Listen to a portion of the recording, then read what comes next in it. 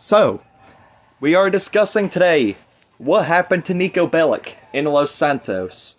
So let us begin. Alright, so let's go ahead. Let's go ahead and start with the obvious facts. We know Niko was in Los Santos. There's obvious evidence.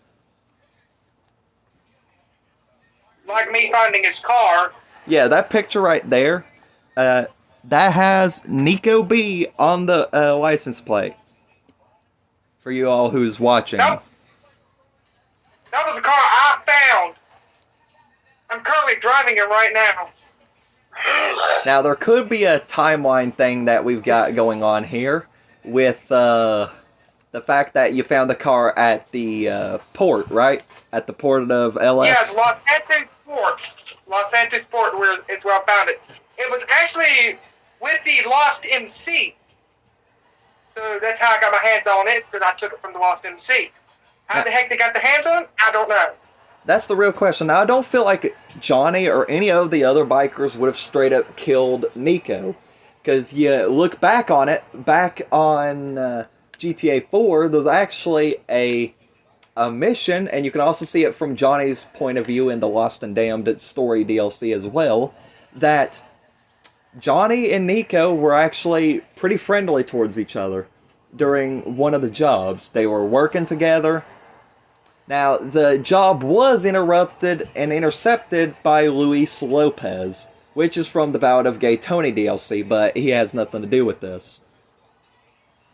Well, actually, he could have, because we think Luis Lopez was there trying to take out both Johnny Klebitz and Niko Bellic. But that doesn't necessarily explain what we were just mentioning, the fact that the Lost MC had Niko's car. And, again, Johnny Klebitz and Niko Bellic worked together fine. I don't think there would be any reason for either of them to turn on each other. Exactly.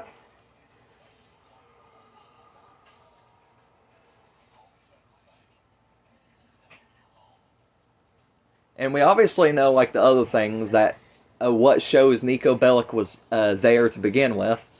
There's, of course, his coat in the Yellow Jack Inn.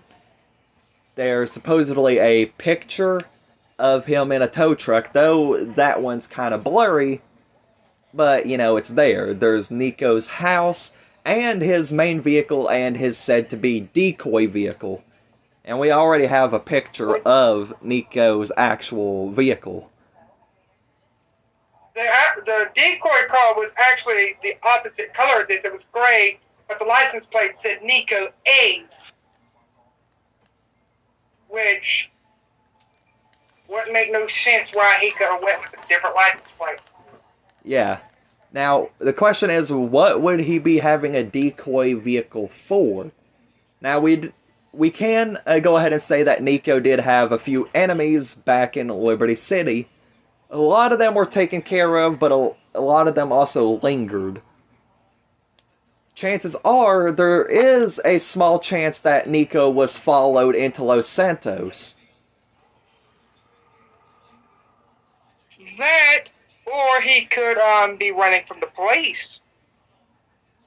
True, but if he was running from the police, he went from Europe into Liberty City, and now he's in Los Santos.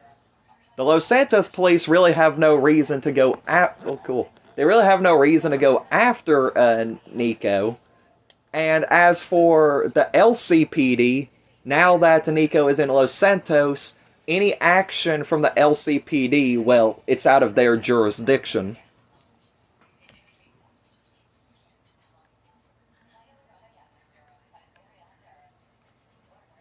Okay. But then again, there was someone in the place that Niko did encounter. Now, this also depends on what ending of GTA 4 we necessarily got that came out canon. And of course, we can define two of those endings by who got killed. There's one ending where, well, you kill Dmitry Raskolov, and then Kate McCreary gets killed, or you go and make the deal and Roman Bellic, Niko's cousin, gets killed. Now, I would say if Roman got killed and that's what the canon ending went for, then that could be a reason why Niko's in Los Santos, to get away from Liberty City, to escape that moment. Exactly.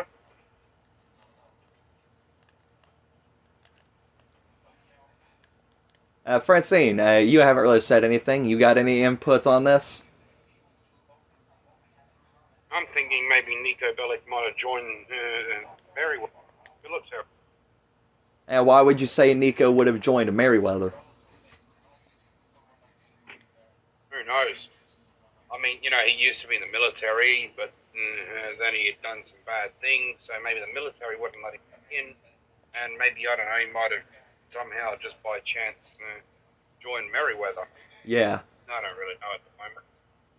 And now we can also go back onto this and go to another thing as well. The fact that, well, it seems like Niko had some association, if not ownership, over the Yellow Jack Inn. And of course we know Trevor Phillips goes to the Yellow Jack Inn. Now, Trevor had already claimed the life of one GTA 4 character, or 3 if you want to count Terry and Clayton. But he did kill, of course, Johnny Klebitz. So, there is a possibility that Trevor could have been the reason that Niko went down, but you would expect Trevor to at least come out with a few scars. Because Niko, like Trevor, ain't someone to be screwed with. And we think about it, they've got similarities too. I mean, tell me what's one of the biggest things both Niko and Trevor hate. Traitors, right?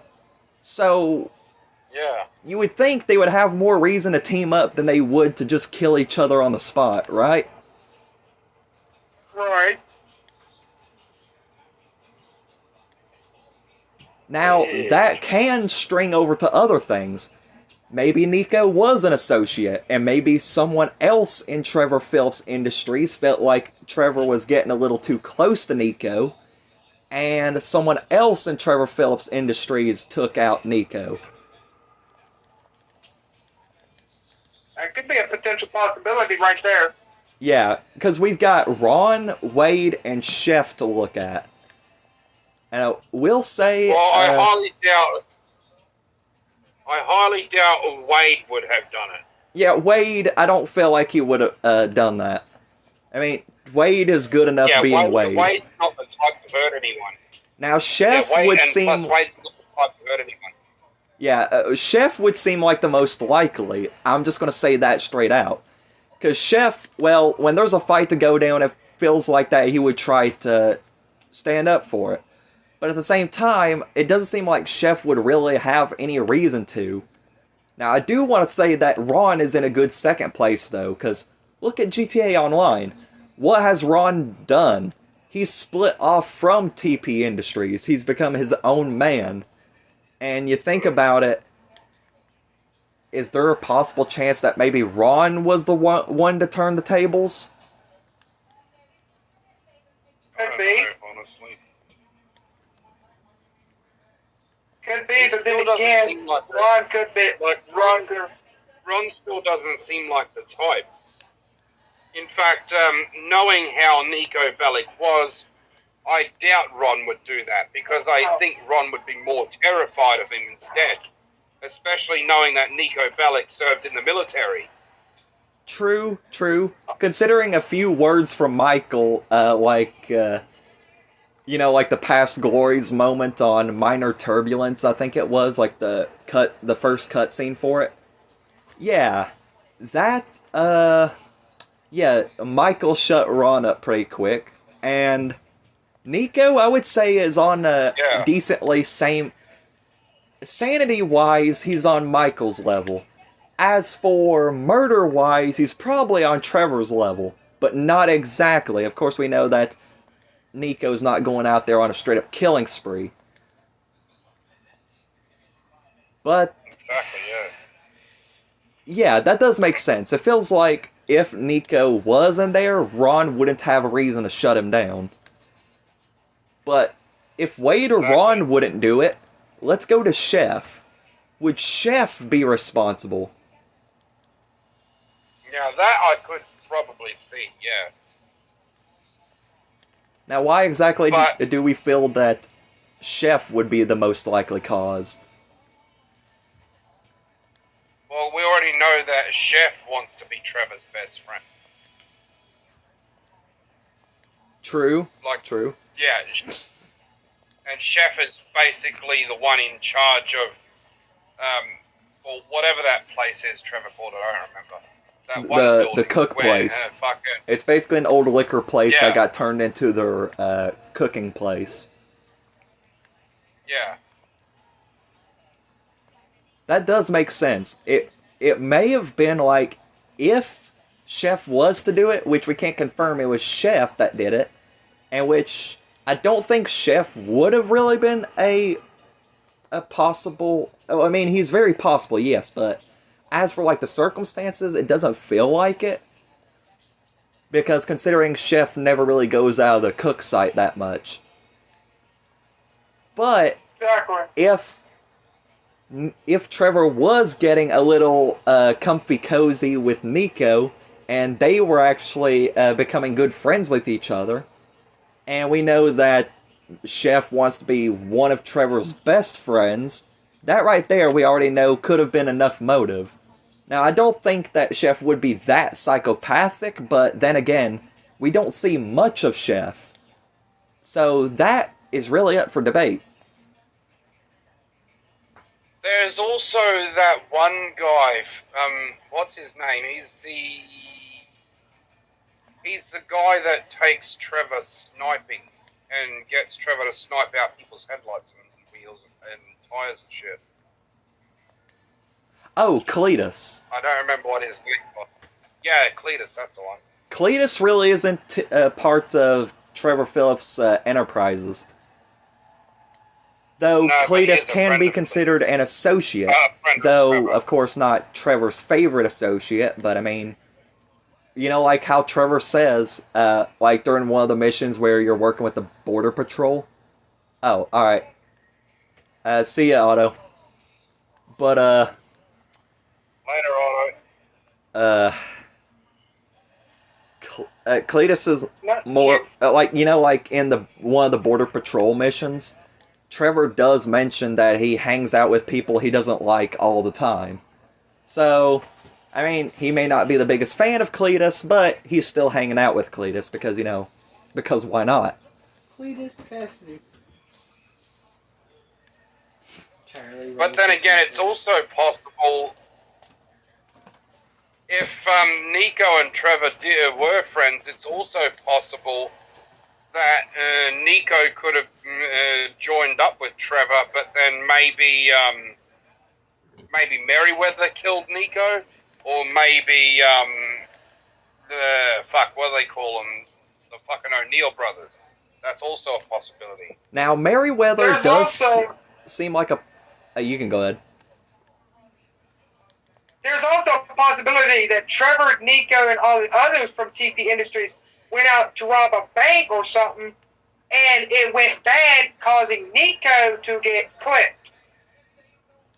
Well, I mean... That is a possibility. That could be a possibility, but, you know, if you think about it, it doesn't feel like it's mentioning Packy, but if this was like one of the older things, or something that just happens whenever, I don't think it would have been something that happened whenever, because if we follow the GTA 5 storyline, this stuff seems like it happened in the past.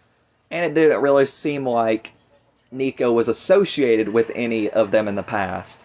And as we do get from the jewel store heist, Lester does say there was an Eastern European guy making moves in Liberty City, but nah, he went quiet.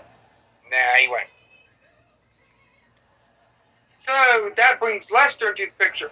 What if Lester has an association with Niko Bellic and just is not saying anything? That could be a fair possibility, because, I mean, we do recruit Packy, but we recruit Packy is also the other thing, because you would think Packy would be like, oh, wait, Lester, you knew Niko, right? I mean, unless, of course, Packy wasn't involved, but still, Packy was a good friend of Niko's. You would think there would be some recognition there. But of course, Lester wouldn't have killed Niko himself. I mean, in Lester's case, it feels like, yeah, he needs all the people he can get for like, all these jobs and stuff. Okay. I just found that photo that y'all was talking about at the Yellow Jack Inn. I can actually see it crystal clear. And that is 100% Niko Bellic in that truck. In the tow truck. I can see it crystal clear. That is Niko Bellic in it. Now, I will say, again, that circles around back to, well, what way did Niko go out? Because if he's still alive, then that's one thing, but if he's dead, that's another thing. And there's multiple pathways leading down each road. Now, I will say, maybe it's a possibility that Niko was trying to get away. Because think, that car, Niko's car, is actually at the port. And even though it's in the Lost MC's hands, maybe the vehicle just happened to be sitting there. Maybe Niko could have taken a boat out of Los Santos. We don't know. See, when I got the car, the trunk was completely wide open. The trunk was just wide open. There was nothing in it. So there's a possibility Niko Bellic was smuggling something out and he just went with the boat. Possibly. Maybe, I mean, again, it's a huge possibility that maybe Niko is still working with the Lost MC. Because, I mean, again, he did know Johnny Klebitz, so it couldn't hurt to work with the Lost, right? Though, that could be a problem, though, because you think the Lost MC is an enemy of Trevor. Huh?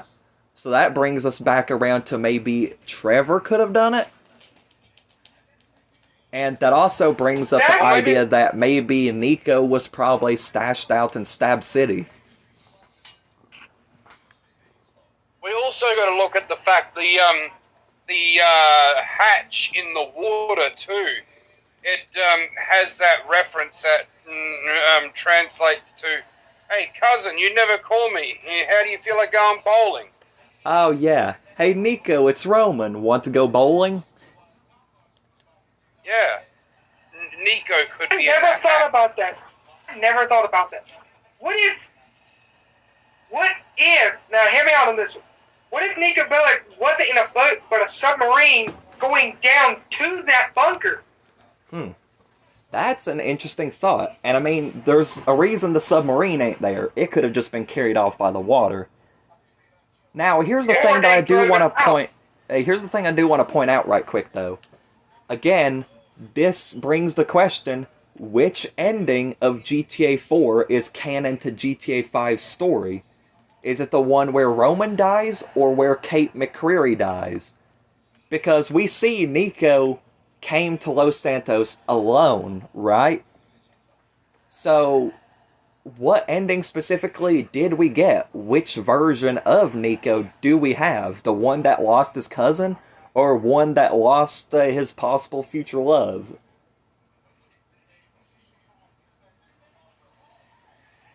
And we can admit... What if it's not one, but... What if it's not one of them, but both of them? Oh, jeez. Now, I won't say that's confirmed. Or even crazier, what if neither of them? That's another possibility. So we're thinking that there's a possible chance that this Niko in GTA 5 is an alternate Niko. It's not like the one that pulled through either of the endings of GTA 4. No, we're looking at something different. I was struggling. Could be, yeah, but I don't technically agree with that. It could, in theory, still be the same Niko Bellic. It's because you gotta realize, GTA 5 takes place in a different timeline. So, what if something happened between Liberty City and then Niko coming to Los Santos. That's a good idea. Now, there is a possible chance, think about it. This boat is coming all the way from Europe. Now, there is a possible chance, there is a high chance that, well, no, there wouldn't really be any reason to stop here. But, what if we bring in the consideration that something happened to the boat? Like, the boat was caught in a storm, ended up going the wrong direction. And until they could figure out what happened, the boat stopped in Los Santos. So technically, even though we don't get that reference back in GTA 4, there's a high chance that maybe Niko's boat was delayed, and instead of being sent to Liberty City, ended up at Los Santos. Or, what if Los Santos was one of the stops for that boat, and he just got off the boat? That's a possibility, but then he would have to catch another boat. Who knows how long that took? I mean, that makes sense. I mean, there is shown that there's time that Niko Bellic spent in Los Santos. He was heavily associated with the Yellow Jack Inn, which of course we know his coat is there. There's a picture of him in a tow truck. Now, there's something else that I want to point out that's in the Yellow Jack Inn. And we may have just forgotten about it, but remember those bloody shoe prints inside the Yellow Jack Inn?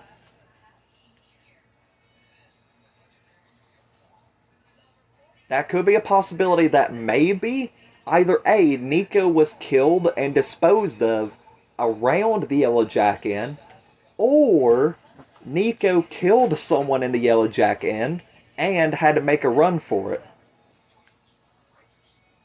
Alright, I gotta run down the store real quick. I'll be back. There is. Alright.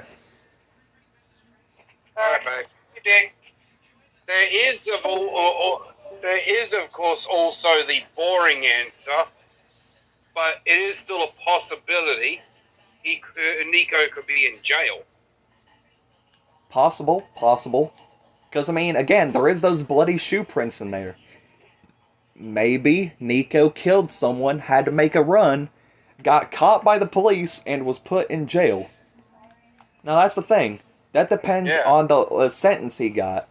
And to be honest, that's a very high possibility, because, again, we've really got no one that can break Niko out of jail. There's no one that can really put a bond in if there was even a bond to pay. So, really, Niko could be on a life sentence with no way to get out.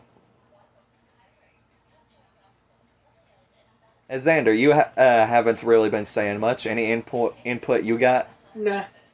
Not really? Nope. Okay. So that could be another possibility of what happened to Niko. Yeah. Maybe he just got like life in prison. Or, if he was arrested, there's also a possible chance he got the death sentence. Now, I don't really feel like... I don't know, it depends on how it was. Knowing Niko, I feel like he's one of those criminals that could probably figure out a way to get out of there. Like, out of the jail. And avoid that. Now, if that did happen, we would have some evidence that he probably was in jail, but there's really no evidence that he is. Because if he was sent to jail, that's kind of where the paper trail just ends. And that's the only thing we can really say is he never had any history in Los Santos of being in jail. So if he was sent to jail, he either A, got life in jail, B, got the death sentence, or C, already tried to make an escape, but was shot dead.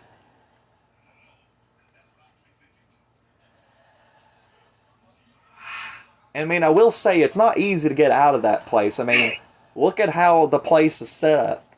You tell me if that place is easy to get out of. What? Exactly, yeah. Now, I will say there's a possible chance he's in the hospital as well. Remember the tow truck? You know, crashes happen all the time. There is even crashes programmed to happen in GTA 5 and GTA Online. So what if we took it into consideration to think Yep. maybe Niko is in like a coma or something? He was out there working the towing business because, you know, he's got the tow truck. Something like a large vehicle or just like a crash in general happened and basically put him in the hospital for a long while. But then again, he's either A, in a coma, or B, he died when he got to the hospital. Because, again, that theory ends at a disappearing paper trail. It goes nowhere, because there's no evidence that this Niko was ever in a hospital if he had made it out. I'm gonna go find me something to eat. Alright. So, that's another interesting question. Now, let's take in another thing. Maybe he hopped a train. That could be a possibility, but there's nothing that really says he did. And at the same time, there's nothing really to take you off of this area. But if we were to consider that the GTA 5 map was indeed connected to other locations, then maybe he hopped a train, took a plane, or went back somewhere else. Because think of all the different locations we got. Of course, there's Los Santos in Blaine County. But there's also, of course, Liberty City. There's Vice City. There's all these different locations that he could have taken a trip to. And just waved bye-bye to Los Santos. Yeah. And maybe he could have even went to North Yankton. I mean, why would he need to go to North Yankton? I don't know. But there's always a possibility that he went there as well. Now, I will say, there is yet another route that we could investigate. Alien abduction. It's confirmed that there is aliens in GTA, in the entire GTA series. We know that, right? So what if Niko was just straight up abducted by aliens? I mean, it's a stretch, but think about it for a moment. Really, that'd be highly unlikely, no matter which way you look at it. I mean, you never know. You never know how unlucky someone is going to be to get, abducted by aliens, get something shoved up their ass, and die.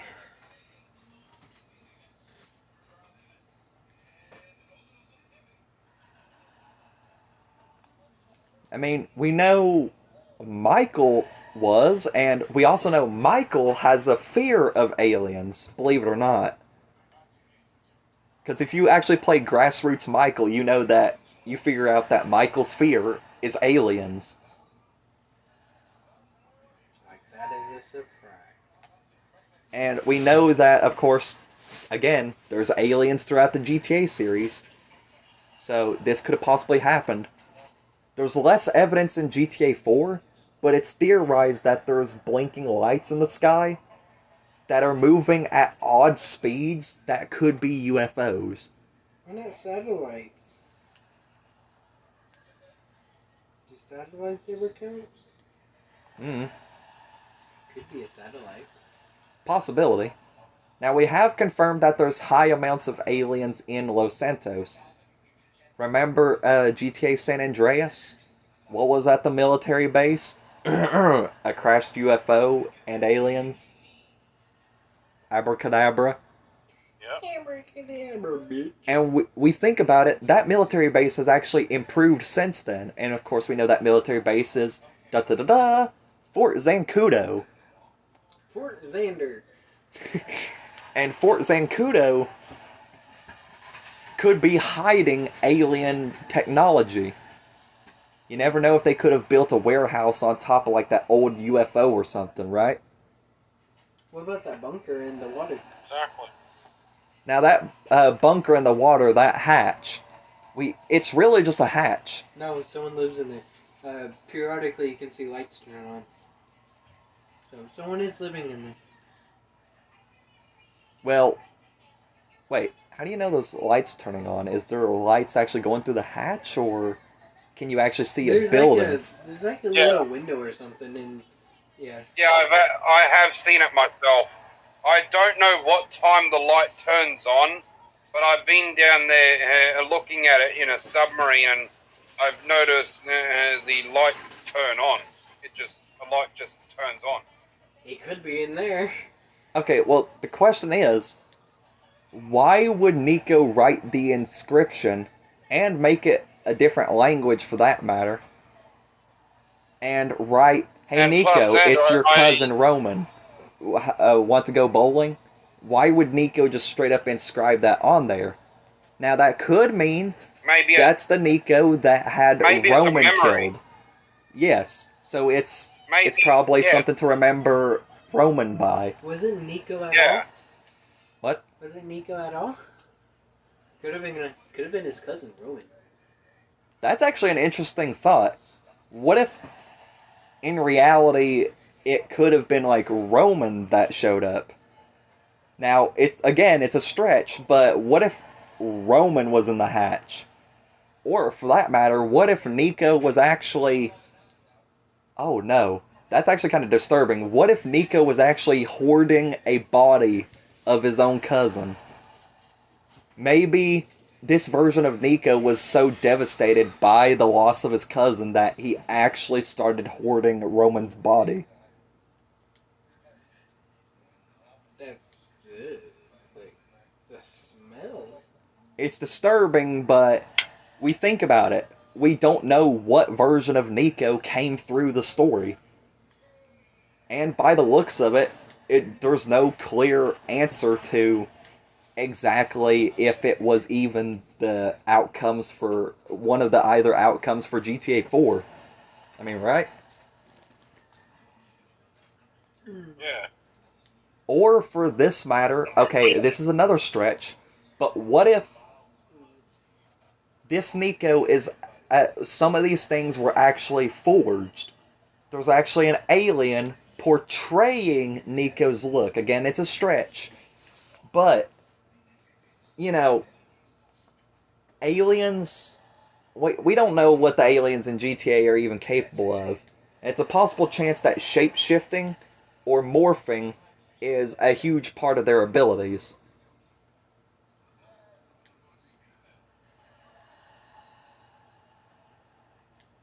Because, I mean, right, you think an alien has to go down to Earth, well, it needs to actually... it needs to actually be concealed, right? An alien can't just go walking down the street and not expect anyone to not say something about it, right?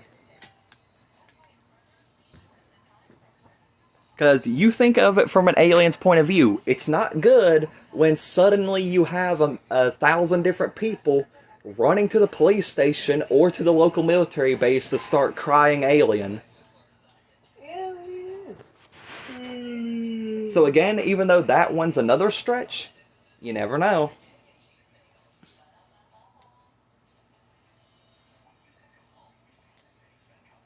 Any possible other theories that you may have, Francine? Or anything to add on to the others we've mentioned?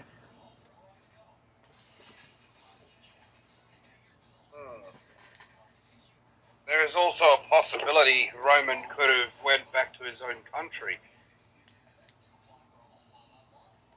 Wait, Roman? The cousin. Yeah. Not Roman, Niko, sorry. Yeah, there we go. I meant Niko. That could be another possibility. I was just laying here thinking to myself, wait, did I just say Roman? I meant, what? No, I meant fucking Niko, what the hell? You had one job, Francine.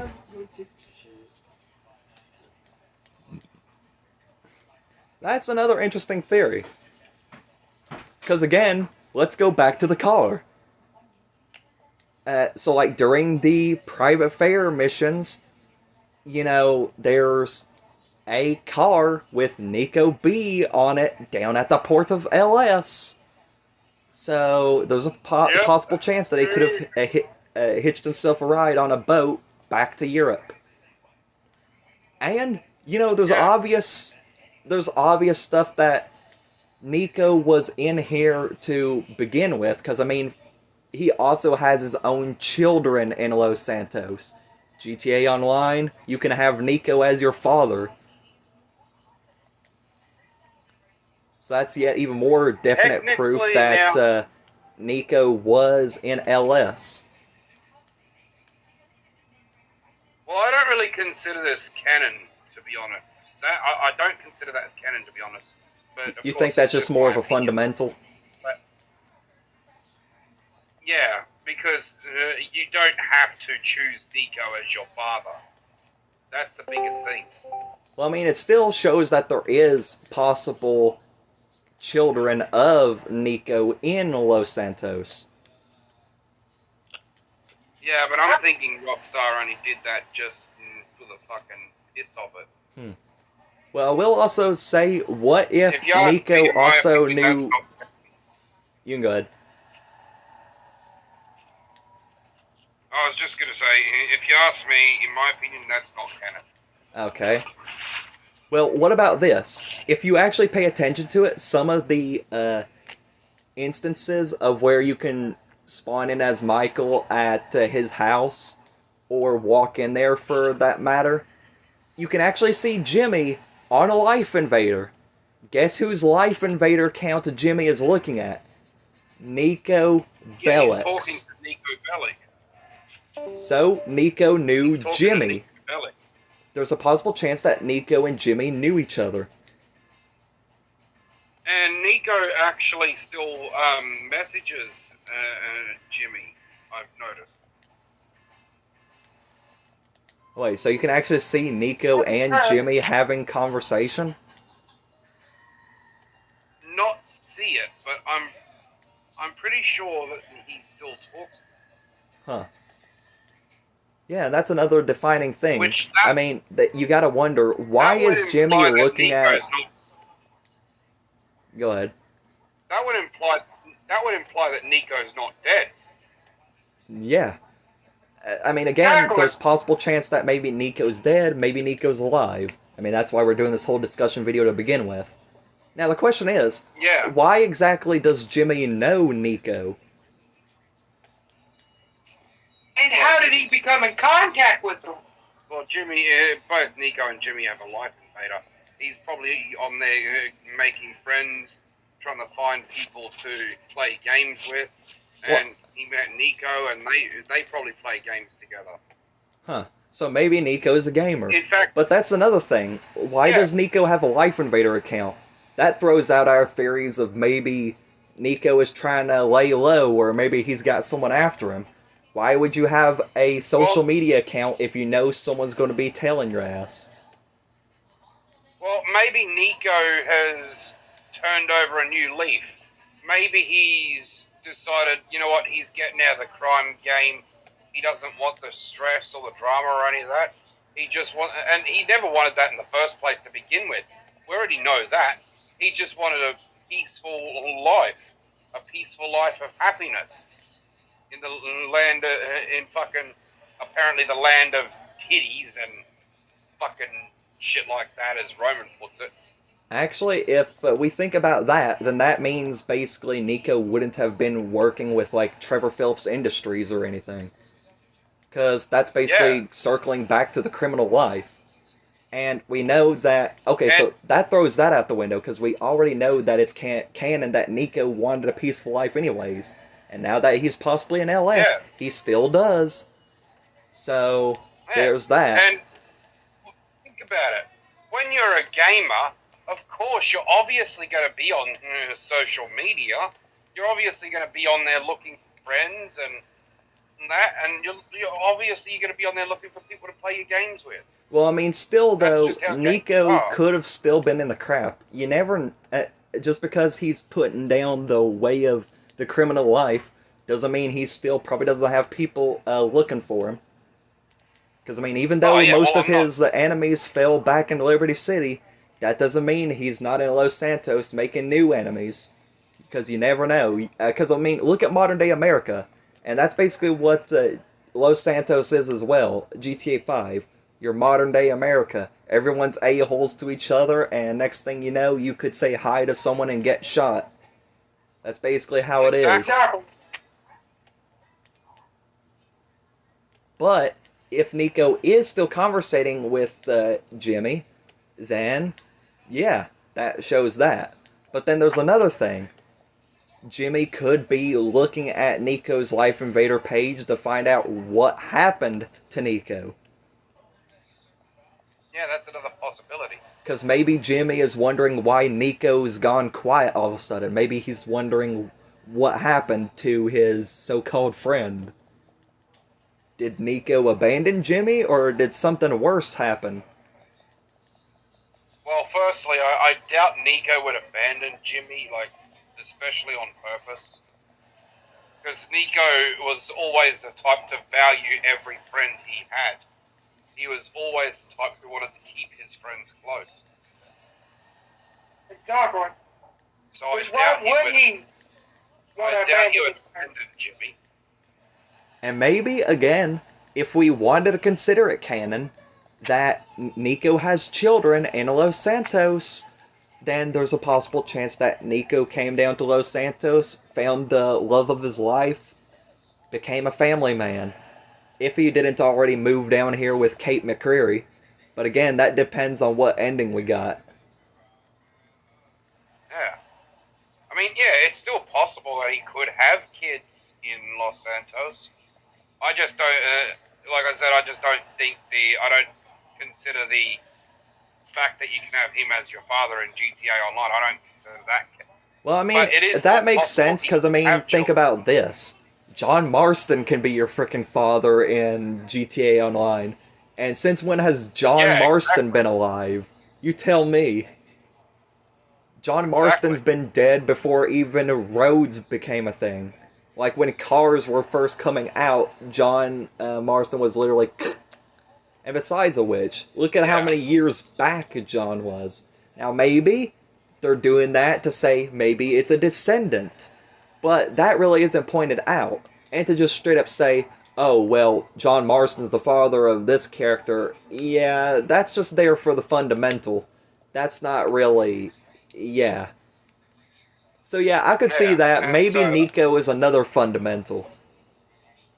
yeah. Or, again, like I I said, mean, think maybe about it could be an ancestor.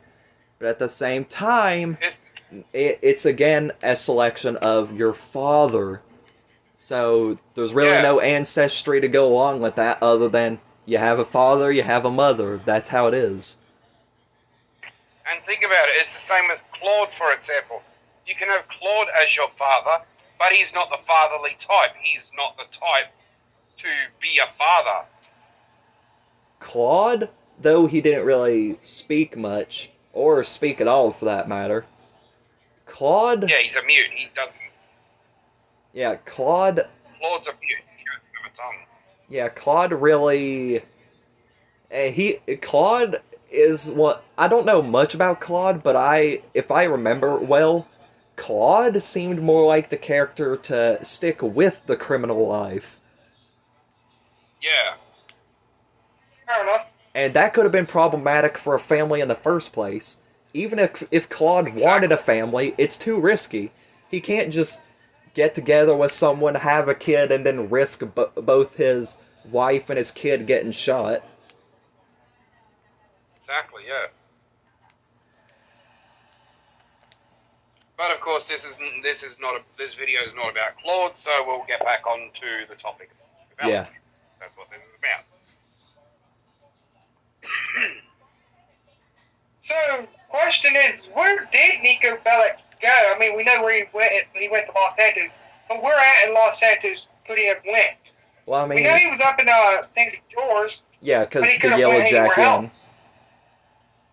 Yellow Jack Inn, plus his house, which I've been up to already. Yep. Well, So he's that got two basically houses. means that Niko could have been mainly up around Sandy Shores. Maybe Niko wasn't actually in Los Santos that much. Maybe he was more centered around Blaine County. Exactly. And when I went up there was a few chickens that run around there. And there was two people up there. One of the guys that actually looked almost identical to Niko Bellic, but way older. Huh. And he was drunk. Okay, so at that point, it doesn't seem like that would be Niko.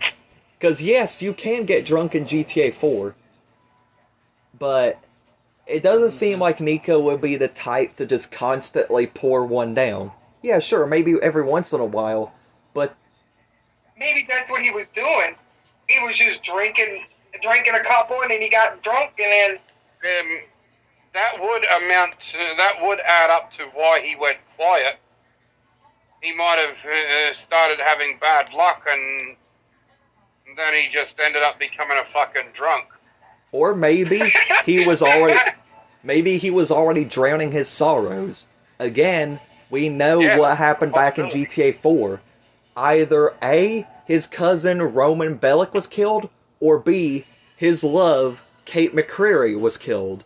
Either way, he could have just came to Los Santos and drowned out his sorrows after the GTA 4 story. But then again, that would technically really end up the same way no matter what ending you got. He'd be drowning his sorrows out for his girlfriend's death as well. see, that's where he'd be wrong, because there was a woman up there too. There was a man and a woman. Remember, babe, this is just theories. Yeah, that's what I'm saying. None of this, that's where you're wrong bullshit. I'm just saying, jeez. You ain't gotta call me out on it. I'm not saying it, but I'm just throwing that out there. Yeah, I know, babe, it's alright. So Well, technically, anyways, Niko could have actually found someone else as the love of his life. That's what I'm getting. Anthony was going to say something, so... Well, Right, maybe the relationship's not going that good. Maybe that's why he's drunk. Or maybe he was completely abandoned or cheated on. I mean, again, I don't feel like Niko would have that strong of a reaction, but you never know. Because you never know how they could have carried out the story from there. Because maybe you never know. Maybe there could have been a moment that finally just broke Niko down. Yeah. Because, yeah, we know Niko's been through a lot. And if he's his older self in Los Santos, which it really doesn't seem like it, if you take a look at the tow truck picture, but if he's his older self and he's already been through it, then at that point, I would say that all it takes is a few more devastations and Niko probably would have broke. Yeah. See, I want to add something to that tow truck photo. Yes, he looks like his younger self. What if that photo was taken years prior to the actual GTA 5 story? Like, that was when Niko Bellic first arrived to Los Santos. Possibility. To be honest, if we look at that... You go ahead. Can't that photo be found straight away, even right after the first mission to begin with? Well, yeah, if you go to the Yellow Jack Inn. If you knew where the Yellow Jack is by heart, then yes. Then yeah, that picture always takes place before the GTA 5 story. Okay. Exactly. Then I will also say you gotta you can go ahead. You gotta realize too, because Niko Bellic could have built the Yellow Jack Inn years and years before the actual GTA 5 storyline took place. Huh. Which it's there because when the game starts, it's automatically there. Now I will say. So there's another. You can go ahead. Go ahead. I thought you had stopped there for a minute because you had a little bit of a pause. I was like, okay. No, go ahead. I can add on to it later. All right. So I will say, back at Niko's house is, if we remember correctly, a wanted poster with Niko's face slapped straight on it. There is. I was just up there before I left to go to the store. Yeah, I was, because I can actually drive back up there and send y'all a photo of that if y'all want that. Yeah, so So I will say again, maybe Niko did have some trouble with the law. We never know. And who knows what that wanted poster is from. For all we know, Niko may have the FIB or the IAA after him.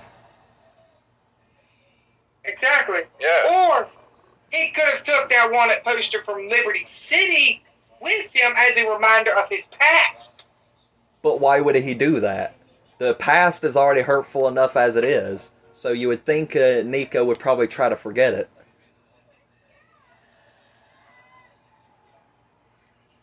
I'm going to say this. I'm not trying to say this towards anyone or anybody, but sometimes we hold on to stuff to remind us of the past for no reason. So maybe that's what Niko Bellic did, is he held on to that for no reason at all. That could make sense as well. Maybe that could have been like what caused him to break as well. Maybe so many days of just thinking about the past finally just tore him apart. So now he's just sitting out there drinking his sorrows away with little to no recognition of how he used to be.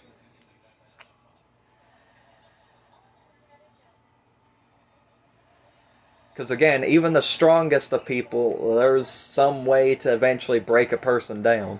I know that's depressing to think about, but everyone's got a weakness, and if that weakness or something hurtful is found and thrown at a person enough, you're going to break them one way or another.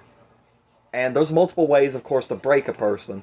You can make them just angry to no end. You can make them cry the night away, or just make them straight up depressed. Whichever way it is, there's nothing about breaking a person that's good. And each outcome is just going to be more and more depressing. And if Niko did break, well, of course we know he's not in a good way. And again, he's probably at the point to where if you were to compare him to how he was in Liberty City, he probably wouldn't even seem like the same person. He didn't see exactly. That person did not seem like Niko Bellic.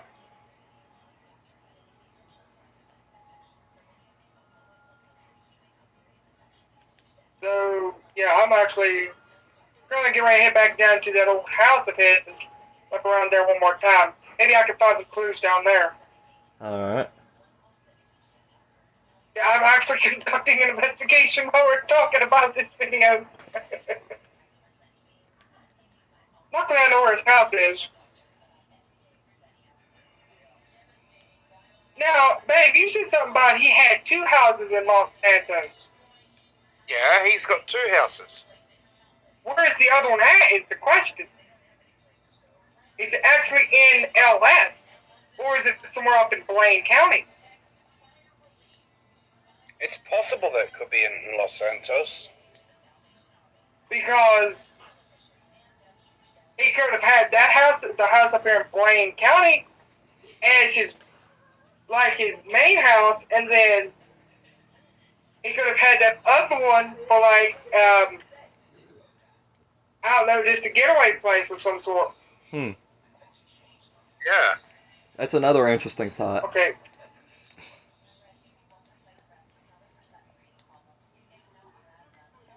But why would Niko Bellic need 2 houses, though? One's a getaway, obviously. Yeah, but there could be something more sinister with the other house.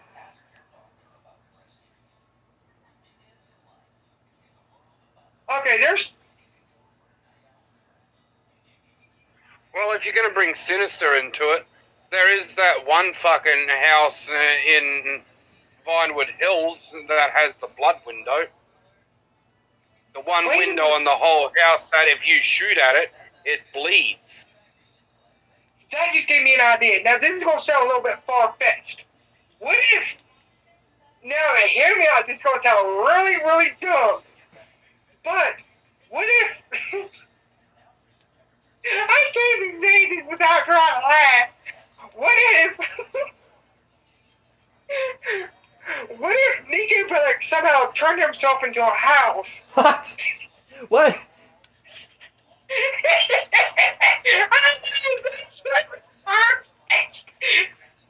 I mean, obviously we got the bleeding cows. Oh no. It was just a thought. But what if he actually did that? I don't know how that would even be possible. I mean, last time I checked, if you separate someone's body into multiple pieces, their heart just stops. But here's where it even gets more wackier. What if Niko Bellic's actually dead and is just haunting that, like, literally haunting that house so much that you shoot it and it just leaves? Well, why would it be that house in particular? Exactly. Why would it be that house in particular? Could one of Niko Bellic's enemies from Liberty City lived in that house and a fight went south and Niko Bellic got clipped along with the other dude, resulting in a draw fight? Wait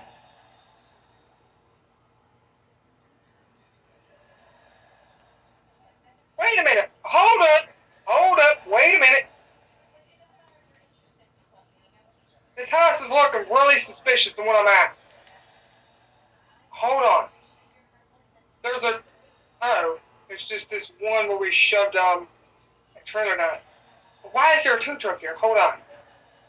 Wait, did you just say, why is there a tow truck there? Yes, there's an actual tow truck at this location where I'm at. Oh. It's not the same one from the photo, though. It's the bigger one. Oh. But this is actually really suspicious. I'm actually going to take a look around. Well, actually, maybe Niko owned a towing business. Maybe he didn't just have one tow truck he drove around. Maybe it was an entire business. What if he owned the towing business that you can purchase with Franklin? That's an interesting thought. What if Niko Bellic put the towing industry up for sale? Just because he knew that the cops would probably be on him, and so that's why he sold it. Well, put it up for sale, and then later from what Tanya says to Franklin, it said that the the towing business was about to go down into the ground, so it had to be put up for sale. Which brings out this theory, that exact theory. What if Niko Bellic was the original owner for the towing business? Actually. And he just had no choice to put up for sale. That's a very... Hold on. I want to actually go take a look at the dang towing business now. It's, I could actually drive down there and take a look. But I have to go as Franklin. Whereas if I go as any other character, then, yeah. So now I gotta drive all the way back to LS, put Niko's car in the garage, switch over to Franklin, and then go down to the towing business. I'm about to see if I can drive down to the towing business myself. See if I can get a look of the place. Because what if there's key evidence what if there's something there that has been overlooked for the last, 10 years? By every GTA player in the game. Like, everybody goes to the towing impound and just overlooks something. There's got to be a key piece of evidence there. Yeah. Has to be. And again, Niko, why did you have to have an Albani Emperor? Yeah, it's up for debate too, because you think, again, there's that picture, Niko driving a tow truck. And it's all circling back around. It all circles back around. Now, because even if you think about it, because I know this for a fact if you get into one of these smaller, the Vapid tow trucks as Franklin, you can still get jobs with those tow trucks. Huh. So then that's where it circles back around. What if Niko had no choice but to sell it, and so Franklin comes along and scoops it up? I'm trying to look at Now, these things up here on the wall to see if there's anything that could pop anything up. Could be a pump. The heck? There's something on here that just says "Be my friend." 5550164. Can't do that because the online phone doesn't have the type menu. What was the number? I can do it. Okay, so the thing says "Be my friend" and the number is 5550164. All right.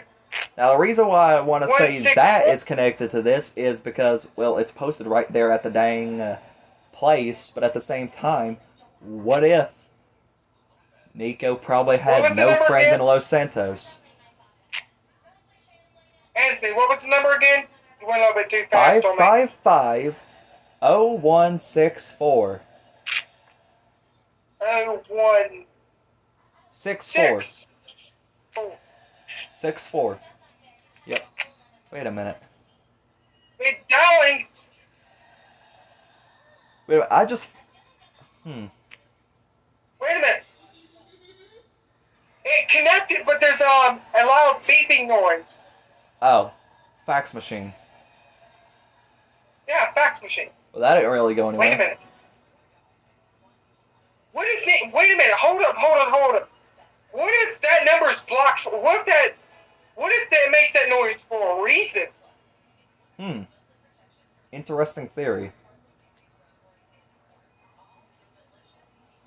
I just thought of another thing. What if Niko is doing community service after being arrested? Maybe he's down here at the local police department doing the towing business that's connected to it for community service. Well, see, here's the Yeah, that's thing. another possibility. Why would the towing business be going down in the dirt, as Tanya said? That's an interesting question because it seems like Niko's Franklin no was doing longer all the around. work. What'd you say, Anthony? Well, it seems like Franklin was doing all the work. So I guess it makes sense that maybe Niko wasn't in there. And I don't feel like if Niko's doing a job, he's going to sit around and start slacking off. Because I feel Niko, if I know Niko well, I know Niko's the type of person, if he's going to start something, he's going to finish it. Exactly. So why would he want to slack off if he owns the towing business? Exactly. So that brings back But- into the question. It's going downhill because he's no longer around to tend to it. That's or another good what if thought he of went it. back? Yeah, And so there's I the did thought- just say that before my girlfriend just cut me off. Sorry, Jesus. I mean, yeah, that's actually a good thought. I mean, maybe But anyways, maybe yeah. Niko left the towing business and now they're starting to fall under because they don't have one of their best employees. Or Exactly. the owner.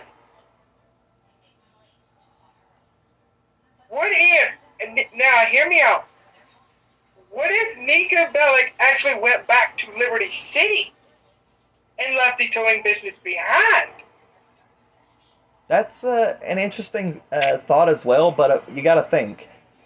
Back in Liberty City, if there's any more that Niko hadn't gotten to or made through all that, Niko probably has enemies down there, and not to mention, Niko also has a lot of bad memories down there. I don't see Niko returning to Liberty City unless, like, it's really important. Now, I just Okay, thought of another well, this thing. brings back. We- Go ahead. Maybe Niko brought Packy along with him Because think, Packy McCreary is in Los Santos. He used to be in Liberty City. It could be a possibility that maybe Packy traveled with Niko. But if Packy didn't travel with Niko, how else did Packy get here? Now, he didn't really ever say that. But then again, Packy does acknowledge that it's been a long time since he's worked with Niko. So that one could be crossed out, but again, it really doesn't explain how Packy is suddenly here in Los Santos. And plus, Packy McCreary, from when you pick him up as a heist member and you actually complete that side mission, he actually says, "Remember me, I'm in Dukes, Liberty City." So he's still living in Liberty City. Packy is. So I feel like that could probably tie into this. Not for sure, but I mean, it's a decent idea. I have a suggestion. What if Niko Bellic actually got stuck in that bunker that's underwater? What do you mean, what if he got stuck there? Because you gotta realize, if you go underneath that little hot piece of the bunker, you'll start to be crushed by the water pressure. What if something happened to Niko Bellic's transport to and from the port, to and from that to the port? Something happened to the submarine and Niko Bellic got stuck down there, and he couldn't get out. Thus, he died. So what you're saying is maybe that hatch is down in the crush depth, and maybe that's what took out Niko? Well, no, because there's air in there. The water pressure is too much on the surface, and they'd have to have a special submarine that can go down there to him and pick him up. So what if something happened to the submarine, like something went bad on the submarine, and it imploded? Not trying to throw that out there. Wait. But imploded and just. Remember the submarine parts you have to collect for that lady at the waste management dock? Yeah. That's what I'm getting to. Maybe that lady's husband was Niko Bellic. No, it's someone else. But what if that? Well, that's actually an interesting thought, because maybe it was Niko in disguise, but. Pinpoint. But what that if? Has to be pinpoint accuracy. But what if? So. If Niko did get stuck in the hatch, that guy that ended up basically dying was Niko's only way out, and basically Niko essentially starved to death inside that hatch. Exactly. Thus, the towing business was about to fall down. Thus, it was forced to be put up for sale.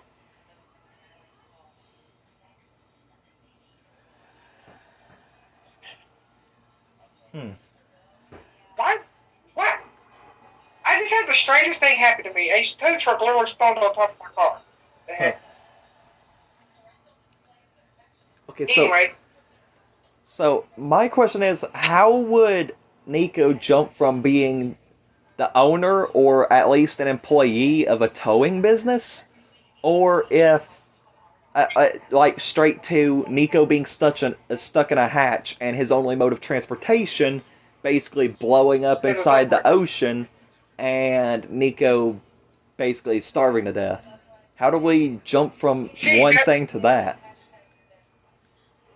See, here's the thing. What if Niko Bellic made a phone call to one of his employees or co-workers saying, yo, put the business up for sale, and thus he dies after that phone call? Well, I mean, that would have to be precise timing unless Niko was putting it up for sale again because it was already going downhill. Exactly. That's where it ties into. But how exactly does Niko go from owning the towing business to starving to death inside an underwater hatch? What if he was already planning to sell the towing business? then when he got down to the submarine, and then somebody could have called him saying, yo, the submarine just went missing. And then he's like, on that same phone call, he said, put the towing business up for sale. And then he just starts there. So essentially, what you're saying is, due to that jump, essentially Niko just accepted his fate and tried to just survive as long as he could. Yes, pretty much. But he would see. Here's where Niko Bellic's car comes back into play. What if Niko Bellic? Now, hear me out. What if the Lost MC stole Niko Bellic's car and decoy car and tried to go rescue him, but they didn't have the equipment to do it, so they just gave up. That's an interesting thought. You know, the Lost, again, Niko and Johnny Klebitz knew each other, and anyone else in the Lost MC who was familiar with this friendship would know that those two really had no reason to go against each other, and Niko was basically there for the Lost. So it was with this going on, it was essentially time for the Lost to do what they could to try to pay Niko back, but unfortunately could not succeed. Exactly. But there's a critical part. There's a whole mission to where you can get Niko Bellic's car through the taxi company when you buy it. What if by you interrupting the Lost MC, it just killed Niko Bellic, like he just died of starvation, or he had no oxygen and suffocated. That's another interesting thought. And to be honest, if Franklin's just coming out of nowhere, delivering this random person right into the middle of this, there's going to be confusion. It's like, oh, the Lost are probably wondering, wait, who the hell is this guy? See, there's more to that mission than what you think. The guy that you pick up is actually trying to get his niece back from the Lost MC. So what if by Franklin and that guy interrupting the Lost MC, thus led Niko to his demise? So essentially that interruption, that guy basically distracted the Lost MC, and that distraction is what took Niko's life. Exactly.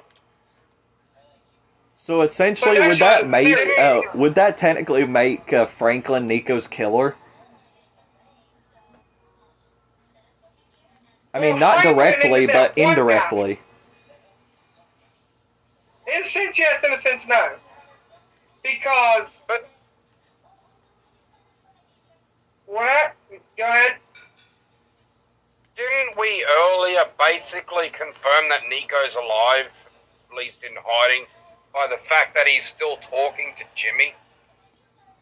Yes, but what if, hear me out, what if Niko was trying to reach out to Jimmy for help? That's an interesting thought, but my question is, if that's the case, why didn't Jimmy act? Because, I mean, Jimmy's old enough. Exactly. He could have gotten out, taken one of the cars, and tried to do something about it. Yet, what did Jimmy do? He was just looking at Niko's Life Invader page and not doing a thing. I mean, sure, Jimmy is kind of lazy, but at the same time, I feel like if your friend's life is on the line, you would at least try something. Wait a minute. I just had this thought. There's a mission where Jimmy sells Michael's yacht. What if he sold the yacht to try to save Niko Bellic? That's an interesting thought. Maybe he could have tried to sell the yacht to have the money to actually get the equipment to try to go and get Niko. I mean, Jimmy doesn't seem like he would know much about a setup, but then again, we don't necessarily get much out of Jimmy. Yeah, sure, Jimmy appears more than a lot of other side characters, like Chef, for example, but Jimmy, if you're familiar, not exactly the brightest tool in the shed. But exactly. But if go that ahead. if that attempt was still there, then yeah. But also, okay, yeah, that makes sense. But also, who are these guys that are trying to take the boat? Don't they look? Does isn't the colors that they're flying look a little odd?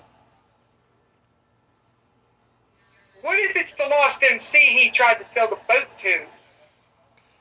That's an interesting idea. But Because but think about why it. would if they both have the same goal, then why would the Lost MC just pull a fast one on Jimmy and say screw you? Steal the boat. This is where I'm getting. This is where this is what I'm thinking. It's like screw it. We don't have much time. Take the boat and run. With Jimmy is still on it. So Jimmy goes to try to sell the boat, and the Lost MC steals it because they're running on limited time to save Niko Bellic. So essentially, Jimmy got the wrong idea from what those guys were doing. And now also, if that was what was happening, Michael may have also been the indirect cause of Niko's death as well. Because again, if we think Michael killed a good few of the people that was on that boat. Sure, they were trying to get rid of Jimmy, those people on the boat were, but who knows how Jimmy would have really reacted since they had to hijack the boat. Can't really have anyone spouting out where to the police where the Lost MC is hiding out at. Exactly. So essentially, if Michael killed a few of those Lost MC members, then that also makes Michael the one of the indirect causes of Niko's death, if Niko was dead. Which, again, it's kind of a debate, which is kind of what we're doing between whether or not Niko's alive or not. But if that was 100% the case, then because they lost a few members due to that run, then Michael could have been the indirect cause of Niko's death, thus making it to where the Lost MC didn't have enough people to be able to get the mission going. See, now I'm gonna say this. What if the Lost MC got the boat down to the port, brought both Niko Bellic's decoy car and his car down to the port with him? Then Franklin shows up.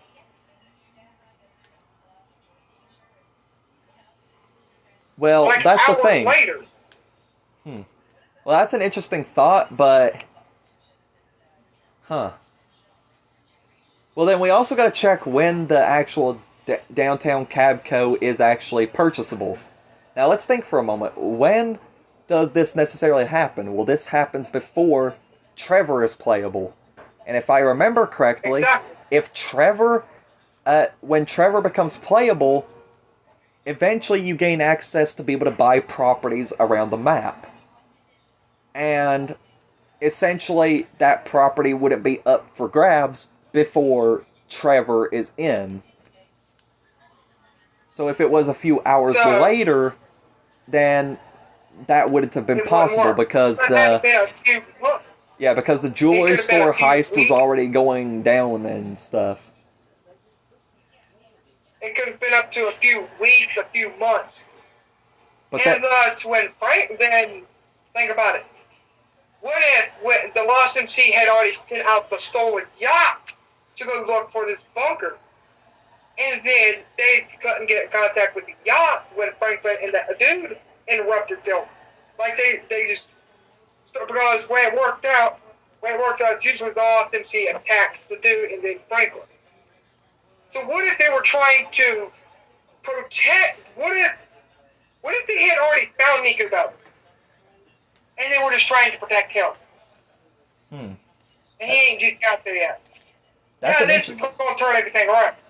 But what if? Now hear me out. What if when they got to the yacht, they could have, in theory, stole the same submarine that Trevor tried to steal from Merryweather?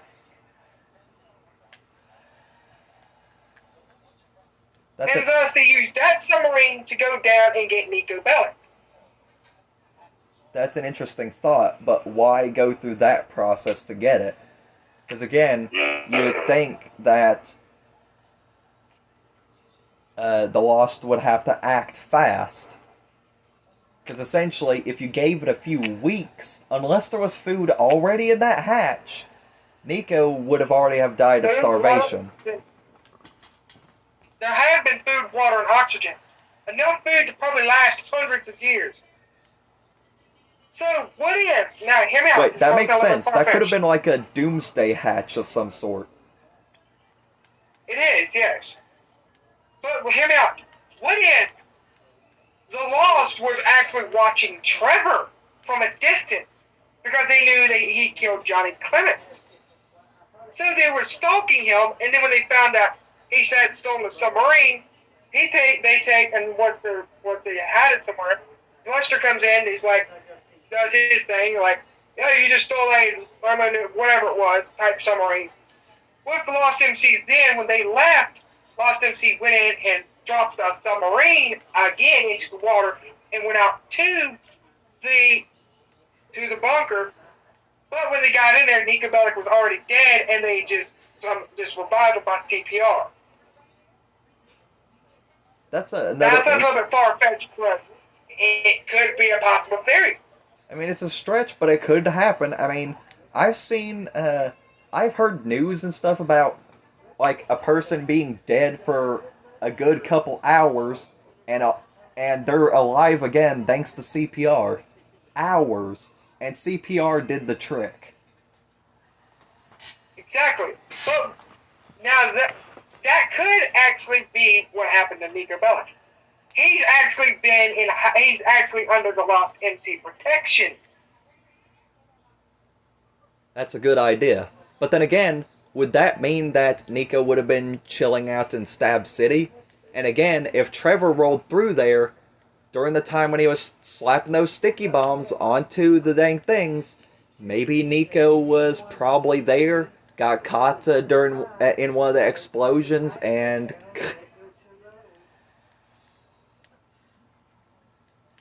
because nothing's a bigger surprise than chilling out in in a trailer and then all of a sudden the wall blowing up. See, would Rockstar really cut off Niko so freaking violently? So easily? Like, would they be just like, would Rockstar really be just like, who cares? He's just another side character no one cares about, or he's just another NPC, whatever. Well, I mean, to be honest, that's a good thought, because, I mean, Niko was one of the biggest characters in GTA, like, in the entire series. There's plenty of other big characters as well, like CJ, Claude, all these other characters. But, yeah, but we know Niko was one of the biggest ones. And I know Rockstar, even though they're a bit of a-holes now, they still wouldn't let Niko just go out as simple as that. So I guess we can cross that out, because, I mean, there's an entire theory surrounded around it anyways, and we're here to discuss it. But at the same time, can I say something real quick? Maybe, well, hold on, I'll finish it here in a second. Maybe Rockstar still could have probably have done that, because, mind you, again, around the time of GTA 4, they did have some issues with the voice actor of Niko. So maybe when Niko carried over to a huge theory in GTA 5, Rockstar still had some hard feelings towards the voice actor and just decided to call it on the character. Alright, now, back to Niko Bellic's two houses. What if the Lost MC, when they found out Trevor had killed Johnny Clement, what if they had already started watching Trevor, and they warned Niko Bellic to get out of Stab City, like, you need to go. Thus, he went to Los Santos to his second house. And has been there since, and not been in the presence. That's an interesting thought. I mean, it could have happened possibly, but I'll be right he back. could have also went to to his main house. I Go got to ahead. use the bathroom right quick. You both could still discuss it if you want. I'll just be a quick in and out of the bathroom. He said he'd be right back. All right. I can wait. I can wait. I can wait.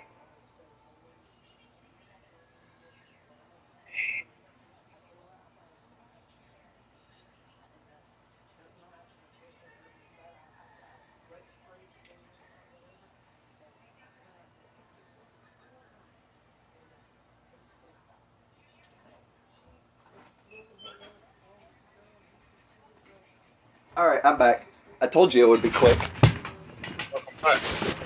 Alright, now as I was saying, now Niko Bellic could have went to either his house in Los Santos or he could have went to his house in Blaine County.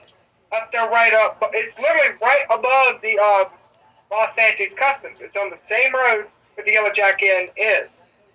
What if he went there and then Trevor rolls in, boom, boom, boom, goes to trailer park? No, it's a far-fetched theory, but it could have happened. Yep.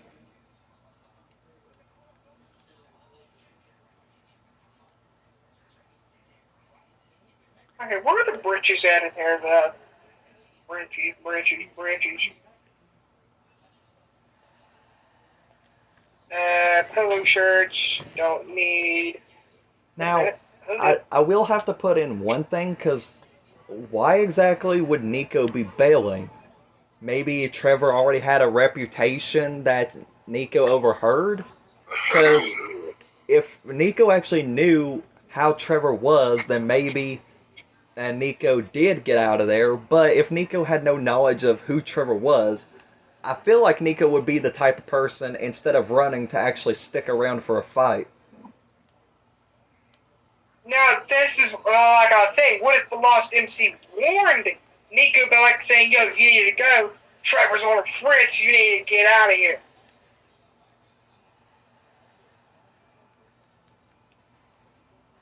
Well, I mean, that's another thing, too. If we think about the time, how would the Lost MC have known ahead of time? Because unless Niko had to get out right at that exact moment, then I don't know how else it would have made sense, because Terry and Clayton were only just finding out about Johnny having his face crushed by Trevor. And we know that Terry and Clayton gets killed, most likely, if you decide to shoot them. But they get killed anyways. But the van, the people in the van, how would they have had the time to just be like, hey, Niko, get going. Trevor's already here. And Niko actually be able to get out right in the nick of time. Because if I remember correctly, the Lost MC didn't necessarily have anything like jet skis on them. Well, what if the Lost MC had walkie-talkie radio systems to communicate back and forth between Stat City and all their little gangs that were out in Blaine County or like scattered around? What if someone was already there, like they radioed in, like, yo, warn Niko to get out of Stat City. Trevor's on his way. I mean, if Niko did use a boat, then there would have been two easy escape routes straight off the bat. There's the Zancudo River, and then there's Cassidy Creek. Cassidy Creek goes through Raton Canyon, and of course we know that the Zancudo River also connects to Lago Zancudo, which is of course right there with Fort Zancudo. What if Niko Bellic never used a boat but his own car? His decoy car. Now, that's again the thing. How did he already know ahead of time? Because that means he had to already get and go at that exact moment. Because there wouldn't have really been any way to know, oh, just like Trevor's already on his way, you gotta go. when Trevor's already right there. Because there's no way the Lost MC could have known ahead of time. See, this is what I'm trying to say. What if, when they found out that Johnny had been killed by Trevor, they had started watching Trevor from the very moment they found out that Johnny was killed by Trevor. So, thus, they started using radio comm communication systems to communicate from Stab City and all of their games. And had someone always watching Trevor. So, what if when they took and they see Trevor heading down to Stab City, thus they radioed in saying, "Yo, Niko, get out. Trevor's on the way. Don't know what his plan is."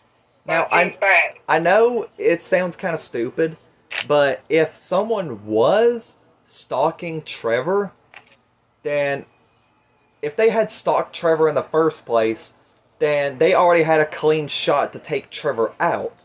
Because here's the thing, it doesn't seem like you could easily just keep track of Trevor without him being like, "Oh, I know your ass is there. Time to put a bullet in your head." See, what if that's the thing? What if they stalked him from such a far distance away? Like, say, Trevor could just say, for an example, Trevor's driving down the road. There's a bank or a hill up somewhere. What if one of the Lost MC members has got a sniper and is watching him, like a sniper with a camera on it, or a pair of binoculars or something? I don't know.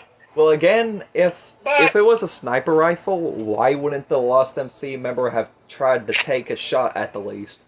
I mean, it's like you got Trevor in sight, Trevor doesn't know you're there. One single shot could end it all. What if the Lost MC member had orders to not kill Trevor? Well, I don't see how that would make sense, because Trevor is a huge threat to the Lost MC.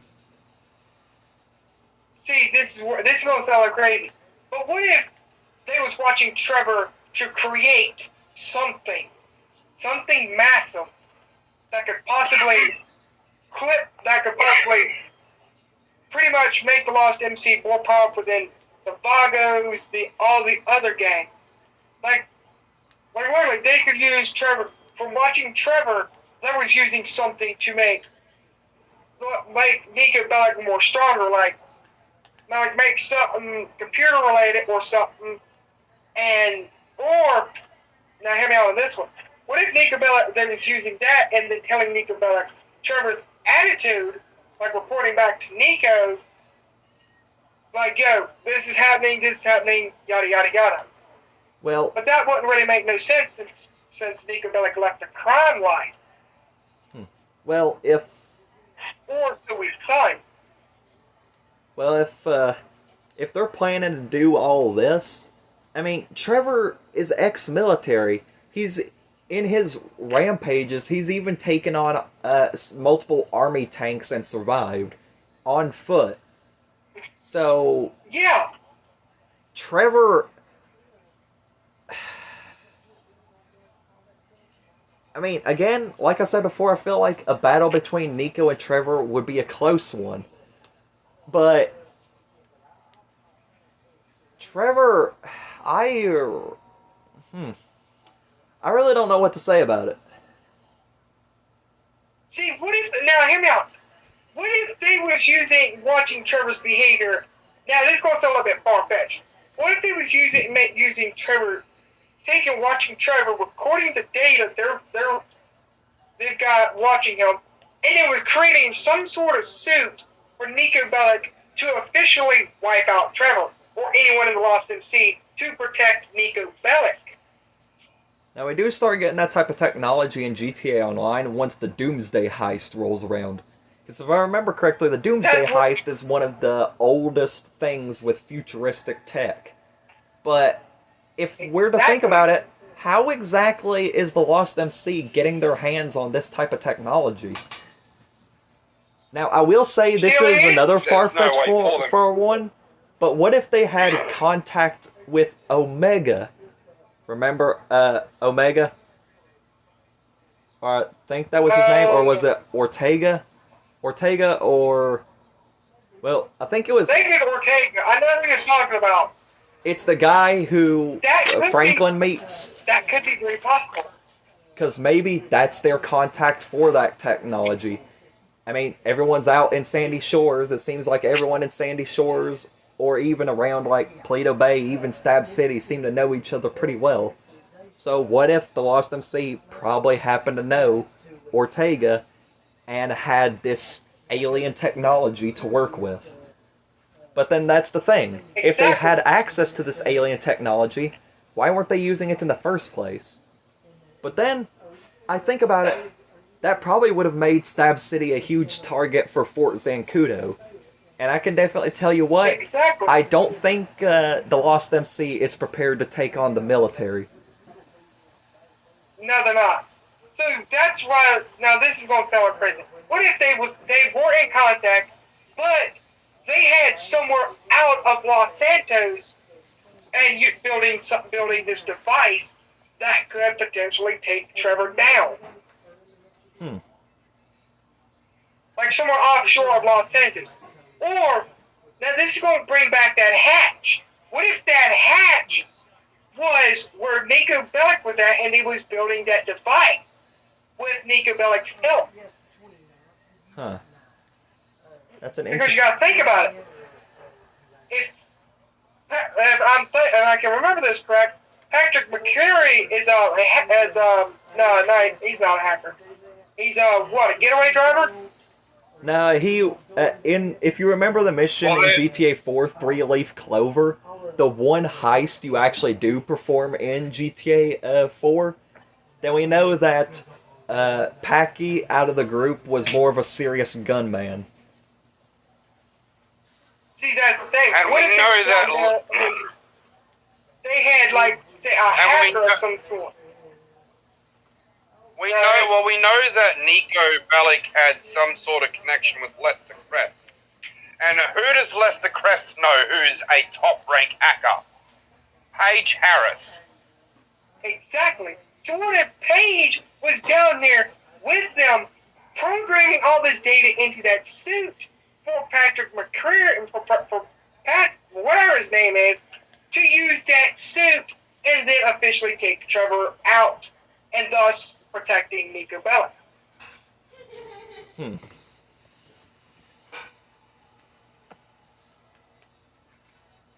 But it just don't seem like the Lost MC or anything. Because why would they have contact with? Why would they want Patrick McCreary or whatever his name is, and then the hacker, Paige? Why would they want her? They don't trust really outsiders. They don't really trust outsiders. Because if you think about it, you can go to the Lost MC, and yeah, they'll tolerate you for a little bit, but aggravate them or stay there too long, and night, you're getting gunned down by the Lost. I mean, maybe they knew someone who knew someone. Because, I mean, just because the Lost MC is a motorcycle club, that don't mean that they don't have outside contacts. Or, Exactly. now, hear me out on this one. What if Niko Bellic had a contact from Liberty City that was a hacker that was on the highest level, higher than Paige? That's an interesting thought. I mean, And there is one hacker you could choose for the Diamond Casino heist that is better than Paige by a bit of a margin, by a slight bit. and who would that be? We don't know where this one. I don't know his name. I've never unlocked him, but he has slightly higher stats than Paige. Huh. So what if this We hacker, don't know where he's from. He could be from Liberty City. he could be from anywhere. Now think about it. If Niko Bellic knew that person, and he knew Johnny Clements, and Johnny Clements to put Niko Bellic under the Lost MC protection, why would they need to create a device to take out Trevor if they know that they've got enough? Well, technically they can't take him out, but they try to take him out by their bare hands to protect Niko from Trevor. I mean, Now here's another thought. what if Niko Bellic and Trevor did work side by side with each other? What if at one point before the story, Trevor and the Lost MC alongside Niko Bellic was actually friends, but Nico turned his back on Trevor, and thus Trevor started hunting him down, and so Niko Bellic went into the Lost MC protection. Then Trevor quits for a little bit, and then we meet Johnny Clements in that mission where we meet Trevor. Then he takes and he kills Johnny out of revenge, and then that's when he goes tells the Lost to see what he's done. That's when they start watching Trevor from afar. That's Now, interesting. it's a far-fetched theory, but I think it could actually fit in. Now, if we also think again about the possibility of, like, maybe Niko actually has kids in Los Santos.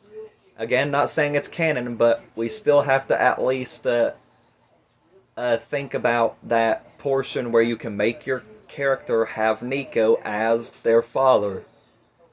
So, maybe Niko is getting a way to protect some kid that he has and a family, like a wife, or maybe he's trying to get a way to protect you. Because, I mean, of course, your online character isn't necessarily friends with too many other individuals. Yes, you do make good friends, but there's always that risk of one turning on the other and you getting caught in the middle. Exactly. So maybe to keep from tempers from even flaring more, Niko stayed out of it, and your association with him as your father was never really revealed to anyone else. Thus, and there, I remember something. There was when I first joined GTA Online, my character's father was Niko Bellic. I actually had stumbled upon Trevor's trailer and walked right through the door and had his cutscene talking about something like, "Oh, you think because this." I don't remember all the details about it, but that cutscene could have had something to do with you being with with Niko Bellic being your father in GTA Online. Because what if Trevor knew? Because think about it. If Trevor knew Niko Bellic and they were friends at one point, then why would Trevor want to lash out at your character for no reason? If he know, and then, like I was saying, if he lashes out at you for having Niko Bellic as your father or some stuff. I don't remember the full cutscene. Maybe that's the thing. Maybe Niko and Trevor are still friends with each other. It's just that neither Trevor nor Niko wants you to get in the crossfire, or even each other in the crossfire of the battle between Trevor and the Lost MC.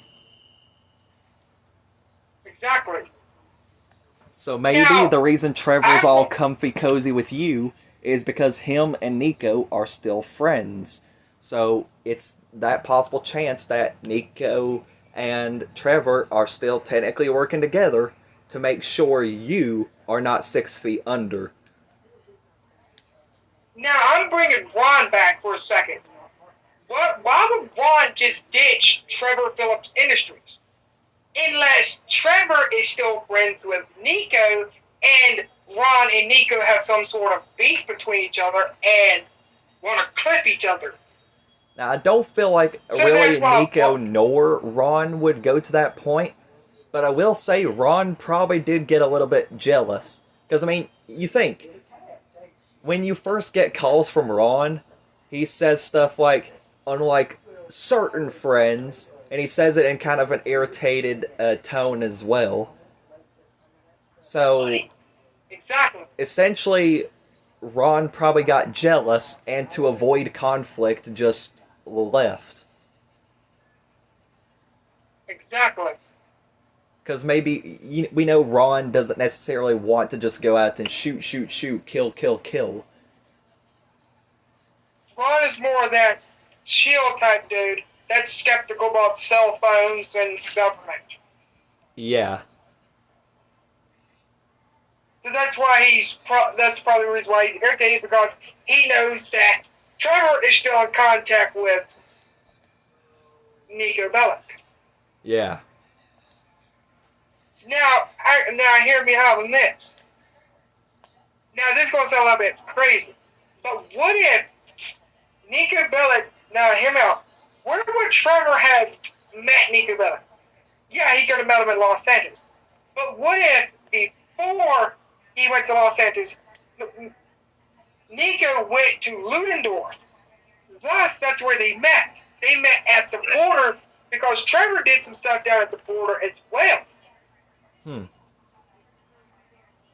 Now, that's a big possibility. That's where this could play out. Huh. But then again, why would the Lost MC? Why would Trevor go out and kill Johnny Clements if he knows that Johnny is Niko's friend? I mean, things were flaring up between Trevor and Johnny anyways.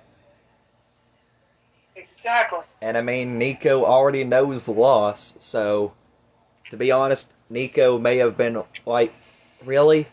You killed him? But at the same time, Niko probably was like, there's no point in getting involved in more of what I used to.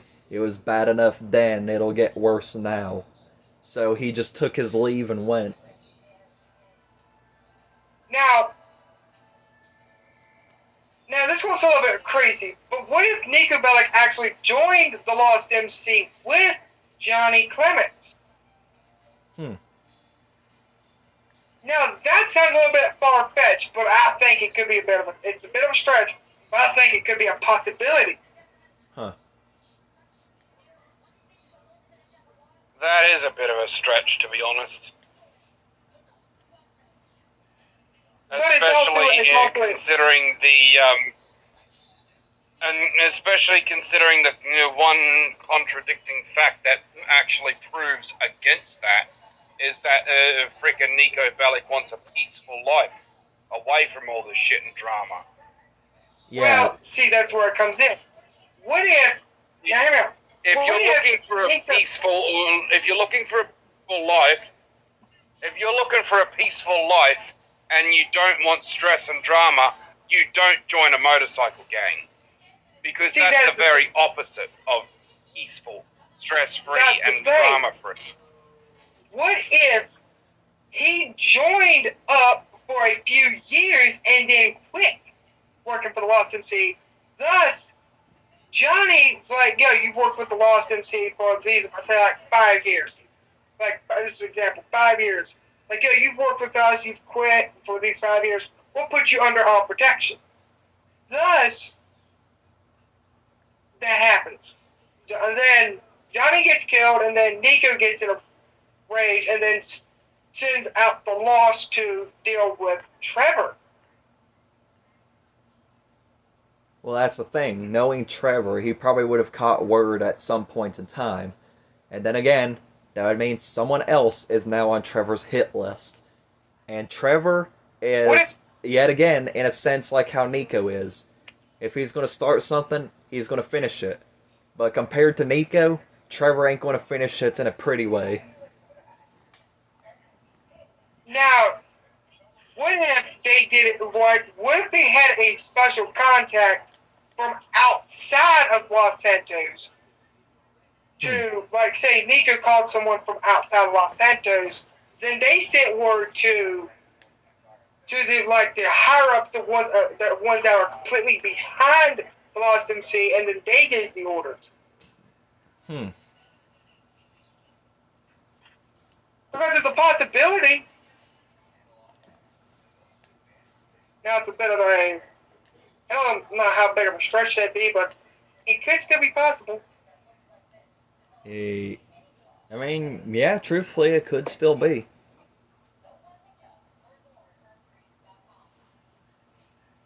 I mean, again, this is all theories in the first place. There's no real way to say if any of the stuff that we've mentioned so far is even close to accurate.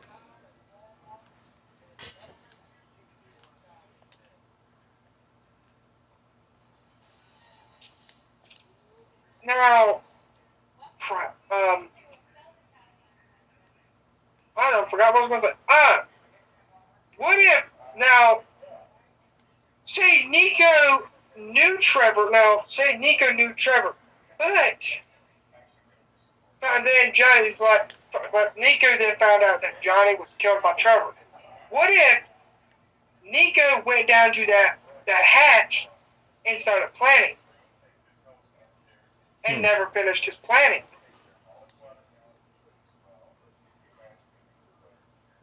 And thus, Niko's just been down in that hatch for the last, well, however years. Like because when did GTA come out? 2013 somewhere. The last 10 years. Huh. For the last 10 years. The last 10 years, Niko was down there and he never finished his plans. Hmm. And then Trevor caught word that Niko was dead. And so, Trevor really never did anything about it.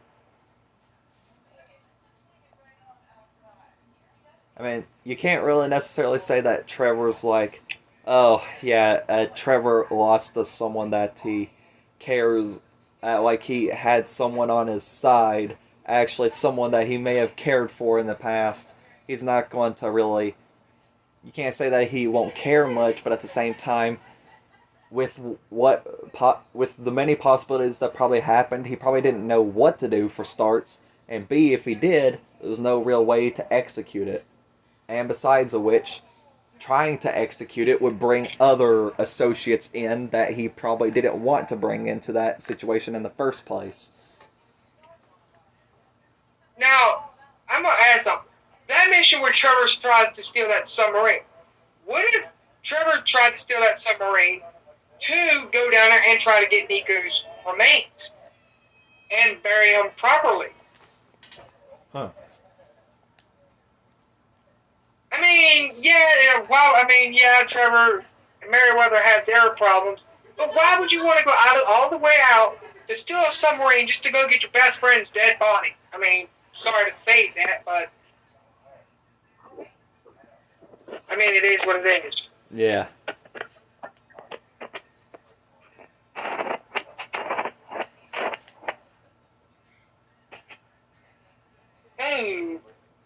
I just look like I'm running low on time. Francine, you've been a little bit quiet. You got anything else to add on?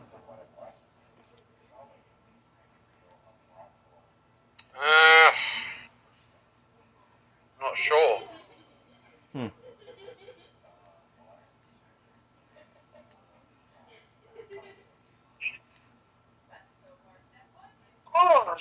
Hold on. I just had a thought. What? I just had a thought. What if we was to pull up Niko? I'm going on through my Xbox. What if we was to pull up Niko Bellic through the Rockstar Wiki? Maybe we can get some more evidence from there. That's an interesting idea. I'm actually going to do it. Oh. I'll see if I can try to pull it up on my old phone too. I don't know if it'll actually load it up, or if it will take a millennia, but it's worth a shot to see. I've actually got on my internet browser I'm actually using right now to do it, so save your phone. So save your phone because it was this. Oh, it says that Niko is Serbian?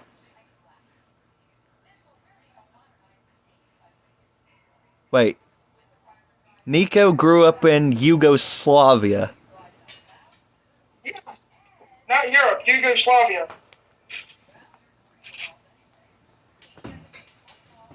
Niko Bellic Wikipedia.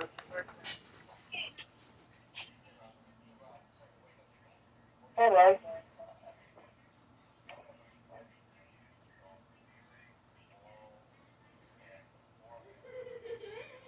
Now, again, I want to say if it comes down to anything between like any aggressions between Niko and Trevor, I feel like are highly unlikely because again, they both hate traitors, and that's like one of the biggest plot lines for GTA 4, anyways, because the two of the either people that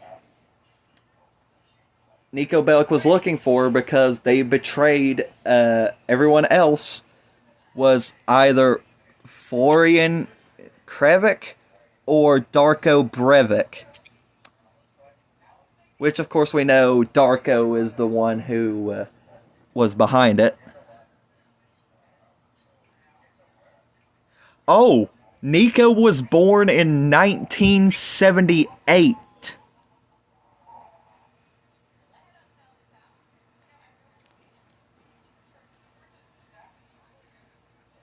So, technically, if we wanted to say, like, the timestamp for like how old Niko would be by the time he's in Los Santos, then that would probably mean like Niko is like probably in his 40s.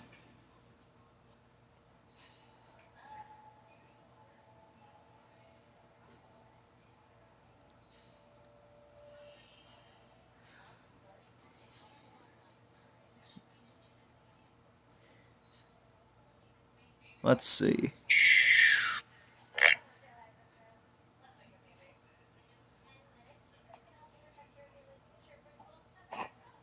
Wait a minute. Okay, no, hold on.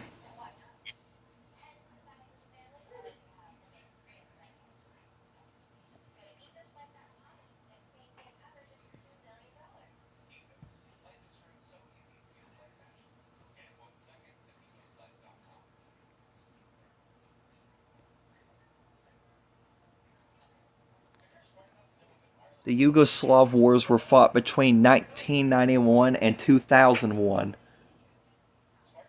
Which means that Niko was only 13 to 23 years old at the time. So 78 to 1991, and then 2001. And once 2001 ends, those wars had already ended. Niko had gone to Liberty City a while after. Can't say exactly when, because don't remember exactly, but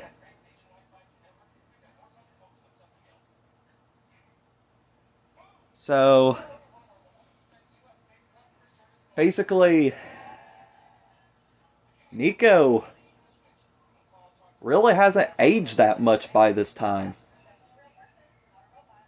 Because if we're talking like the Yugoslav wars ended in 2001, and we're talking 2013 for when GTA 5 story comes around. Now, again, we can't canonically say that's 2013, that the modern day takes in place, but there's really nothing that says otherwise. Like, no one brings up a date or anything, so we have to say that's 2013. And around that time, again, Niko's really not that old.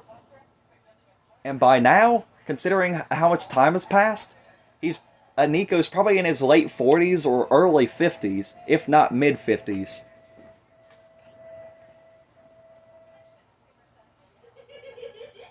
And that's all we can really say. Either Niko did indeed die, or Niko is somewhere.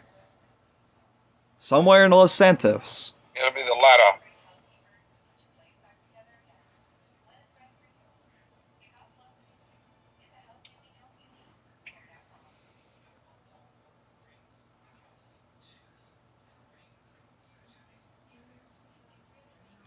Let's see. I'm back. Welcome back. Welcome back.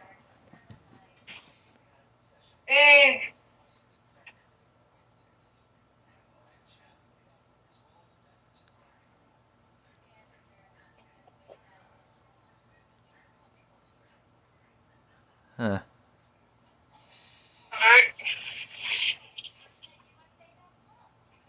What? Okay, I just pulled this up, and on this freaking on the Microsoft thing, whatever it is.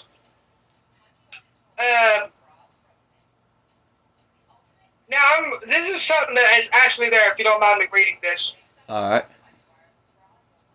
it says now this is on part. It says Niko Bellic is alive by the end of GTA 4, and there is nothing to indicate he perishes after either ending. After the war, what war are they talking about? The Yugoslav War It's where that took place from 1991 to 2001.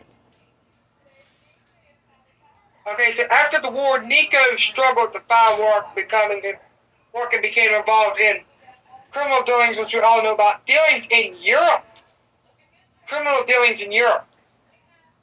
It says here, even serving time in prison upon his release, he partnered with Ray Bulgarian, working for his human trafficking ring. One of their boats sank. Hello. Till one of their boats sank. Niko's fate may still be a mystery after GTA 4, but some of his friends seem to be doing well. So, that brings us to this.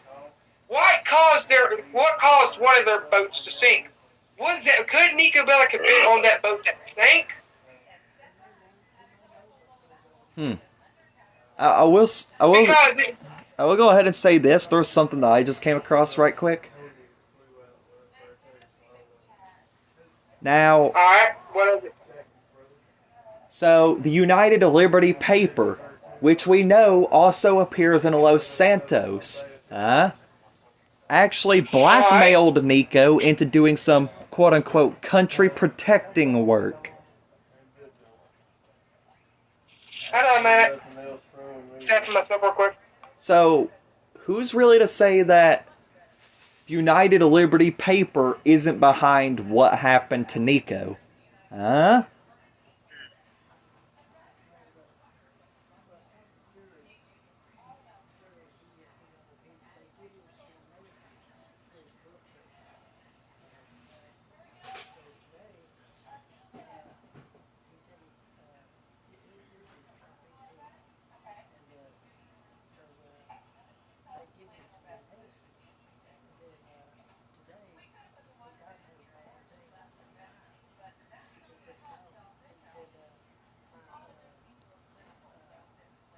Alright, I'm back. Welcome back. Now, it also says that the United Liberty paper located Darko Breivik to bring to Niko. Who's to say the United Liberty paper didn't smuggle Niko into Los Santos? Not, of course, forcefully, but just taking him there at request. But that one could be a stretch, considering the wiki says that Niko was blackmailed into doing some country protecting by the United Liberty paper. Which again, circles around to, who's to say the United Liberty paper didn't have something to do with it? Okay.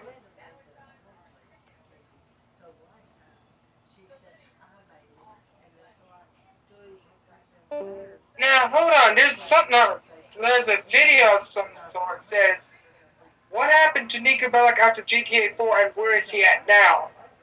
It's up on YouTube. Meanwhile, I want to check that thing out. I'm just scrolling through. But there's nothing really else about it unless Reddit. No, we don't need Reddit. Learn more. Screen rant. GTA. What happened to Niko Bellic before?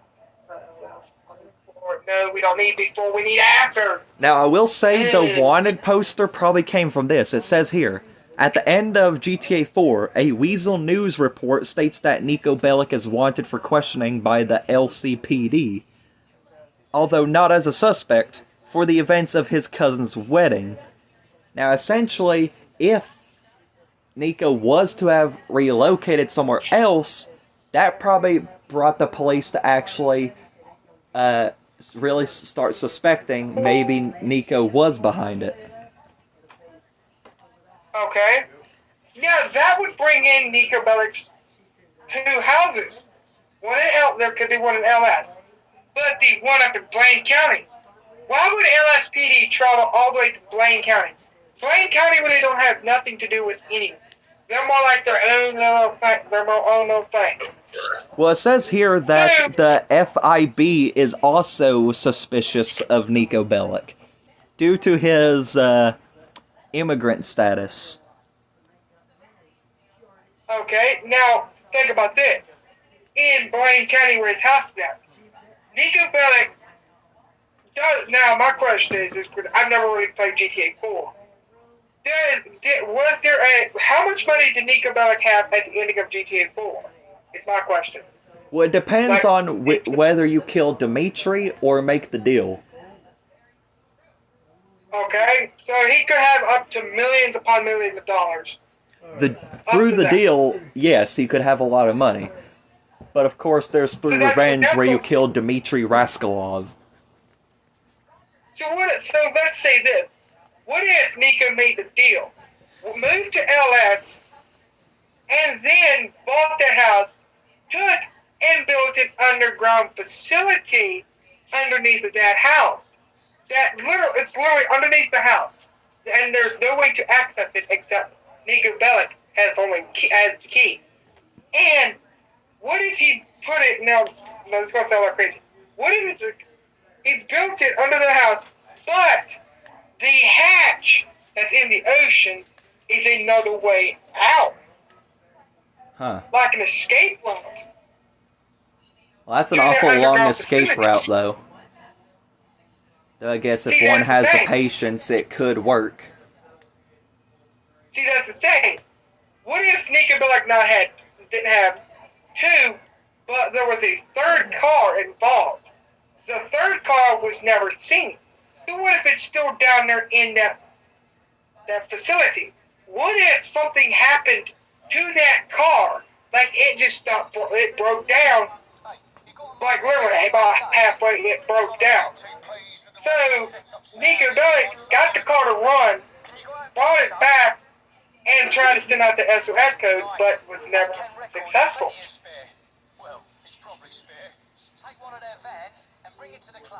Now that seems like a little bit of a stretch, but it could possibly work.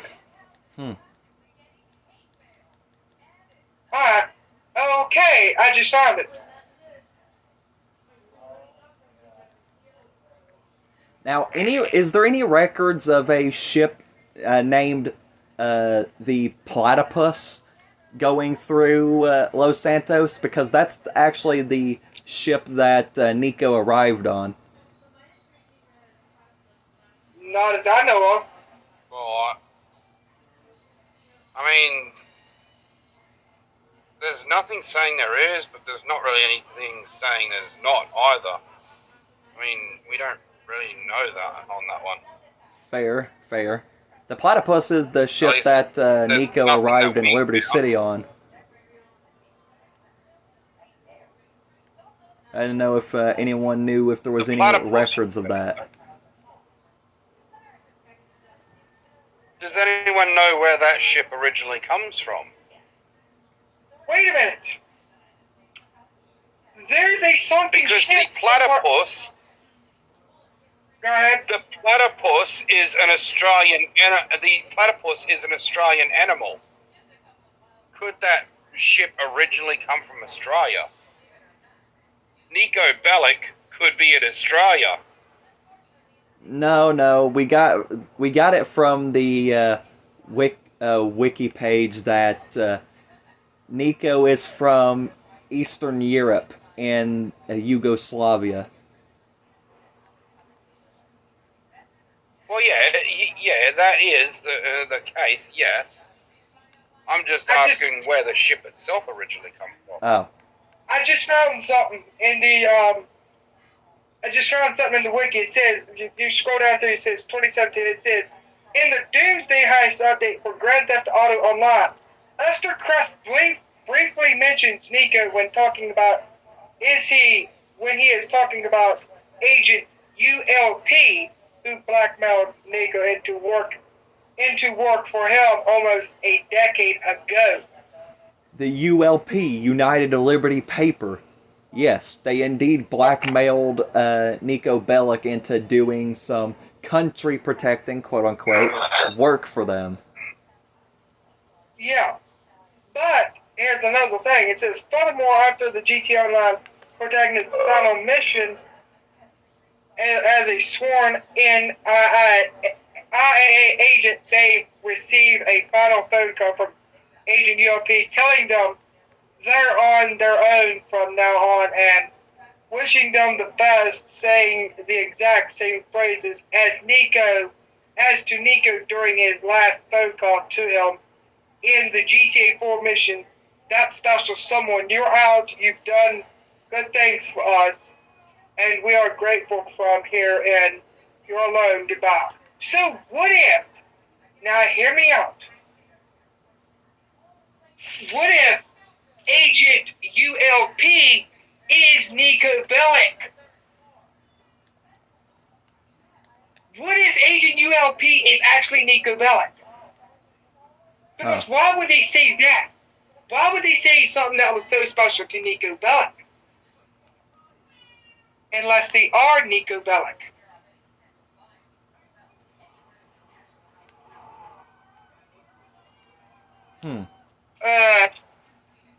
That's interesting. So it could be that Agent ULP is actually Niko Bellic.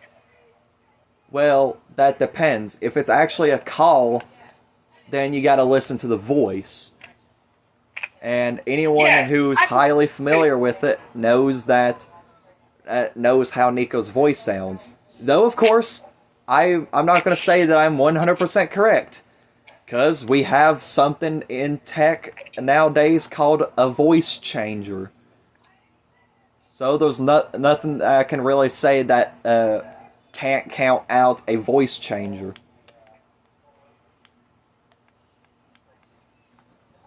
Yeah, but a voice changer is easy to detect for the trained ears. If it's a voice changer, someone would have already said by this that it's a voice changer.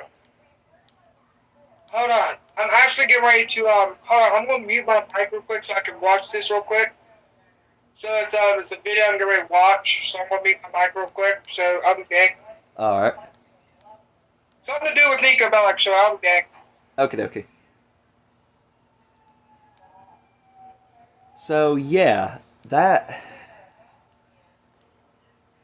makes sense. It's easily detectable, these voice changes nowadays.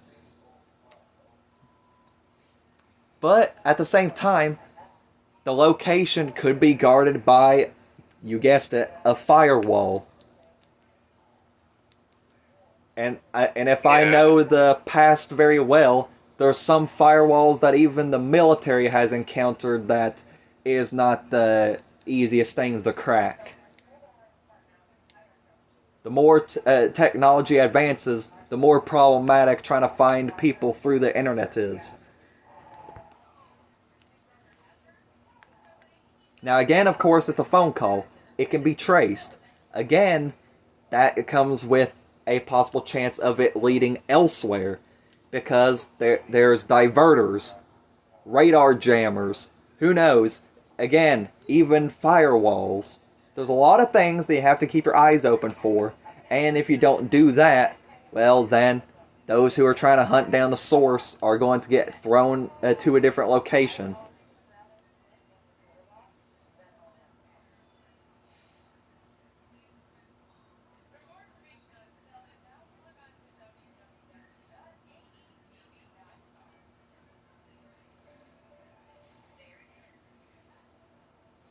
You still there? Yeah, I'm still here. Alright. I don't know if you can hear me properly or not. Yeah, I can hear you now. There was a little bit of a pause there. I don't know if you immediately responded or just waited to make sure.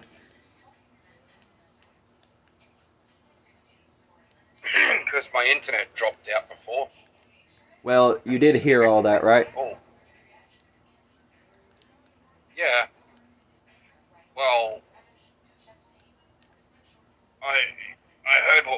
said now. Yeah.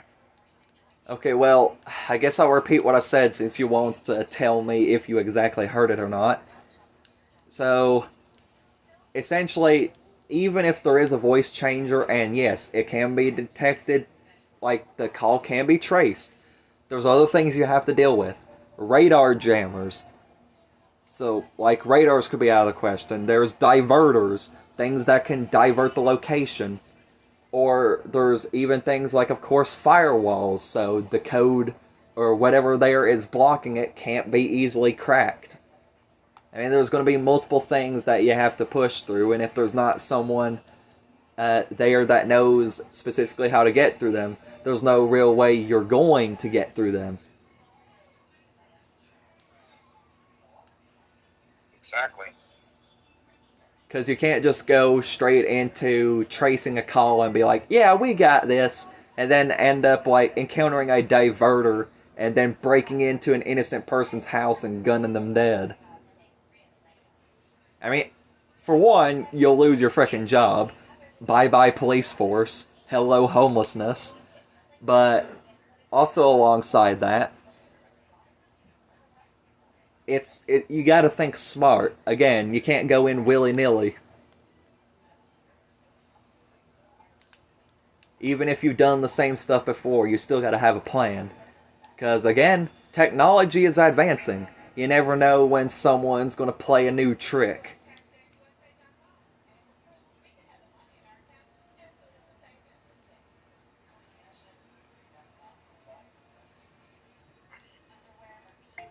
You heard. Alright, I'm back. I couldn't find any voice lines for Niko Bellic, but I found this really stupid video that does have his voice in it.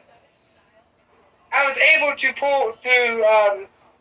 listen to that for a bit. I'm currently still trying to find the final phone call for GTA 5 Online 2023. And so far, I'm not seeing anything. Huh. Wait a minute, what if I put in what happens after you beat GTA 5 Online? See what that gives me. Yeah, so I do this, I'm gonna have to get off of here. Ah, dang. Well, it's been good Yeah. having you with us. Hold on, I ain't leaving yet.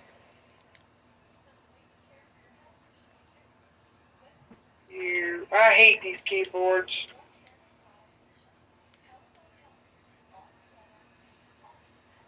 GTA on.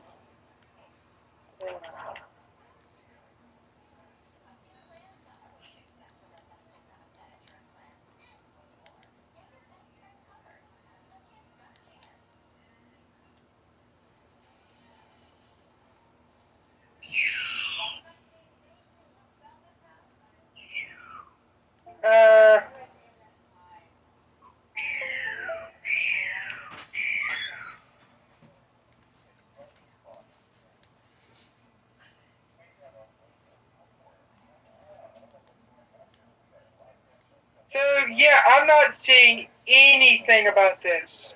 Huh. So yeah, there's nothing. Wait a minute. Oh no, that's just GTA 4. So yeah, I'm not seeing anything about this. Huh. That's odd. Because I was trying to look up the final phone call for GTA 5 online, and I can't find that anywhere. Huh.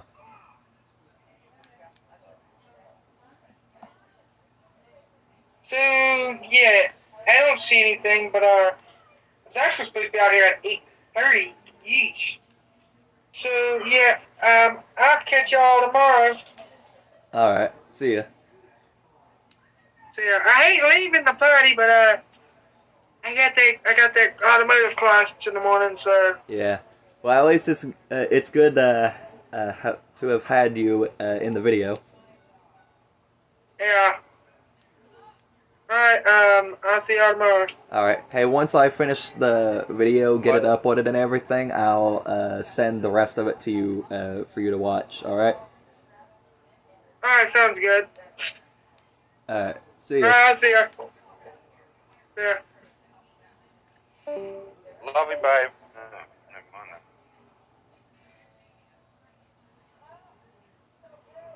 So anyways, anything else that you would probably like to add on, Francine? Yeah. I don't know. I think we just. I think we just went over it all pretty much. Huh. Well, I mean, let's...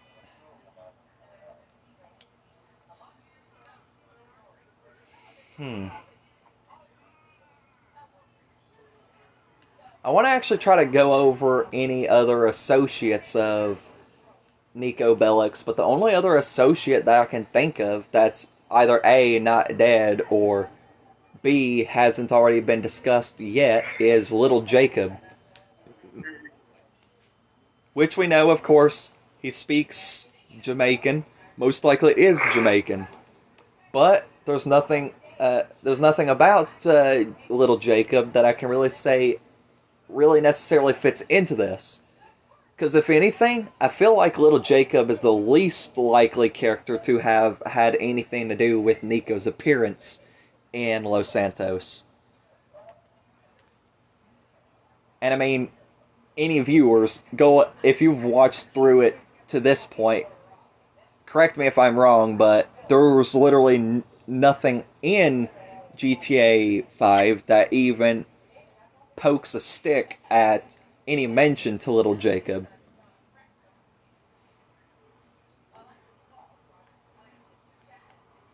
Yeah, there's not even a reference or even a cameo.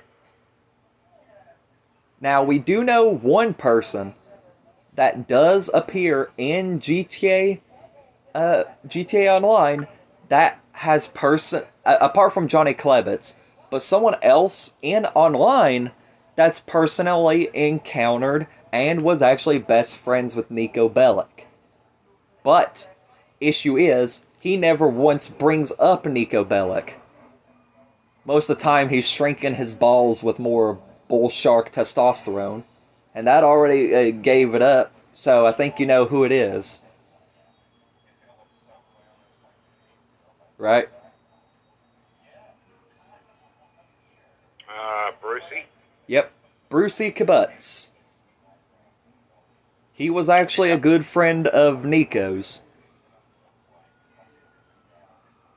But again, there's nothing really to say that Brucey is really going to bring it up, because Brucey really never brings up Niko. And again, it's probably because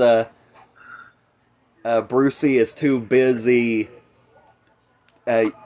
just trying to advertise Bull Shark. Yep. And to be honest, I don't think Brucey really even knows what happened.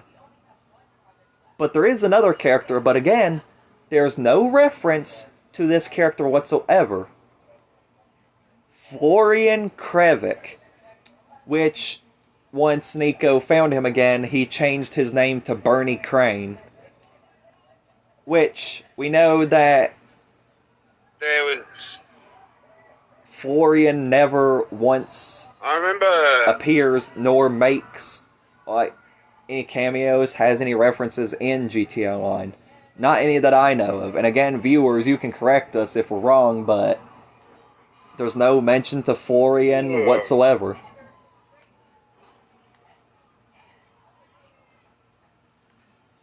What was you about to say, Francine? There is that Dwayne guy that was friends with Niko.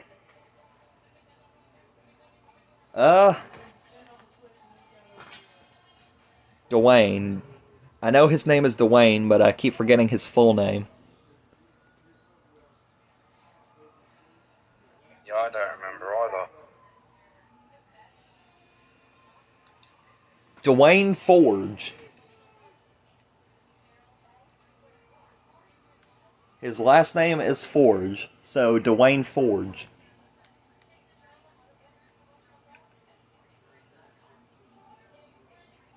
Now, for what I know as well, we don't really get anything out of Dwayne either.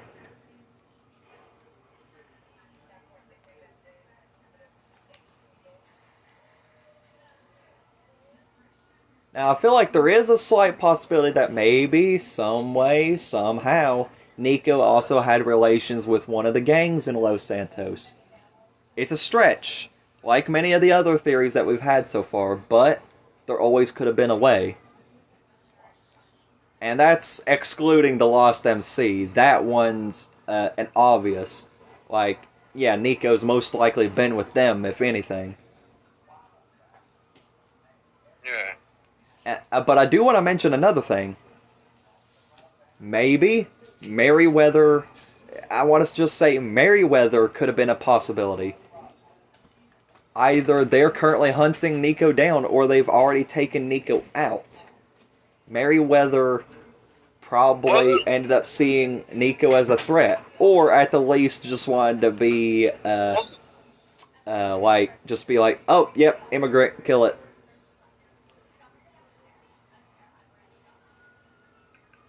Wasn't Merryweather in fucking GTA 4 as well? Not that I know of.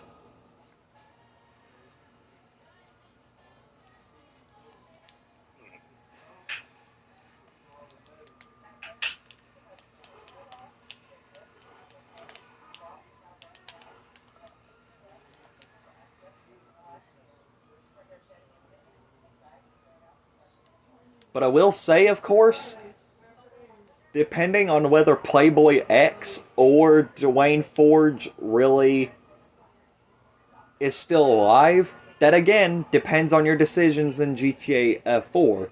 And again, that depends on what version of Niko we got.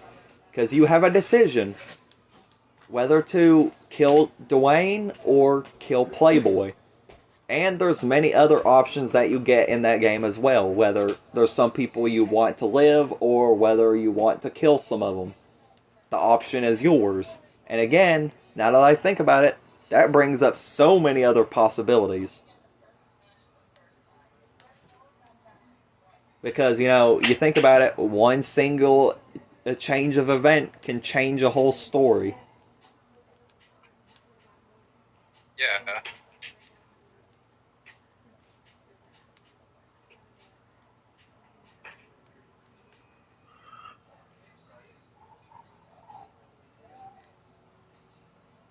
But then again, I would think if Niko had something to do with the killing of Playboy.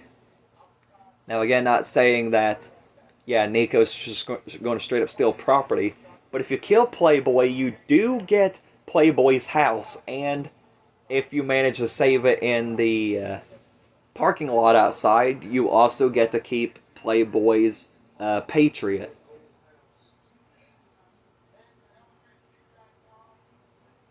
Now, I will also say, unless Niko didn't want them to be traced, I feel like Niko would have probably have brought some of this, being, well, time to start anew.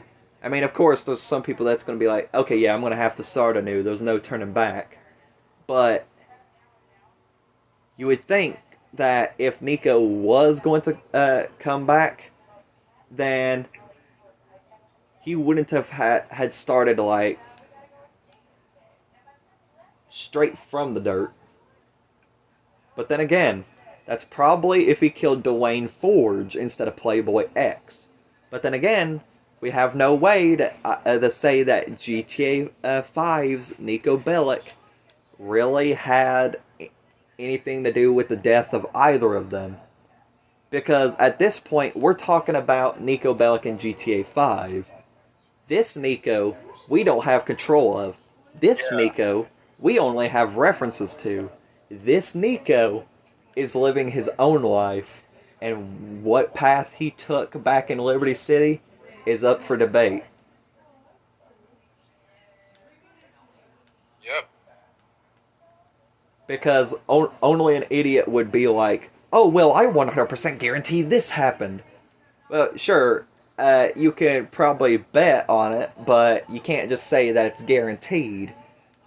Because again, who knows? Rockstar could be playing most of us for fools.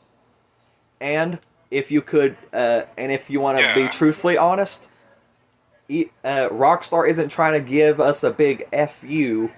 But if I sure as hell know Rockstar well, Rockstar isn't just going to be like, okay, look, here's everything that you all missed about Niko Bellic through the entire story of GTA 5 and GTA Online.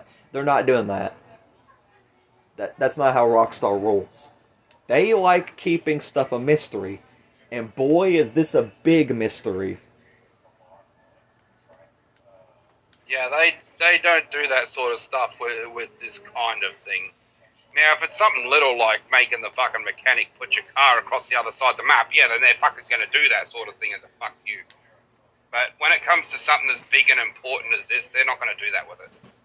Yeah, Rockstar is going to be like, well, we've got a mystery here, and you ain't getting no information out of us. That's for you to figure out, the player, not for us to assist you with. Which, that's understandable. They're not trying to be a-holes. They're not trying to give us the middle finger. They're just saying there's a mystery here, and it's up to us to figure it out. But you can bet you're behind that it's not an easy one. And that's why we're even doing a video about it in the first place.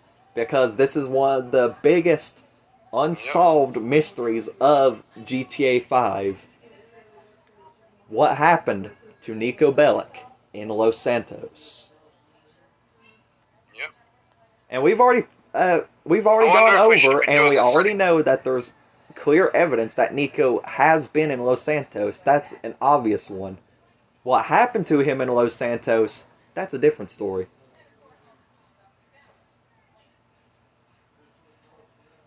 I wonder if we should do this. Do you think we should do the same for I was just thinking about this right now. Do you think we should at some point do the same for like what happened to Tommy Vercetti and also what happened to Kyle Johnson? I don't want to say Tommy Vercetti would be one that we could do, because we don't really get any references, much less pinpoints to him even being near Los Santos. CJ, on the other hand, we actually physically encounter him. Well, not directly encounter, but we see him. Like, if you pay close enough attention to the mission where you're driving a white van to a deal spot on Grove Street with Franklin, Chop, Lamar, and Trevor, you see three bicycles rolling out of Grove Street. And you tell me who you think they resemble. Yeah. So if we want to do one of CJ, then we could do that. I said, well, I was thinking with the one about Tommy Vercetti. Yeah, sure, it's nothing to do with GTA 5. He doesn't even get referenced. I was thinking though, going back to GTA San Andreas, where Ken Rosenberg, Tommy Vercetti's lawyer, is working with a mafia boss. Okay, now that's actually something interesting to go back on.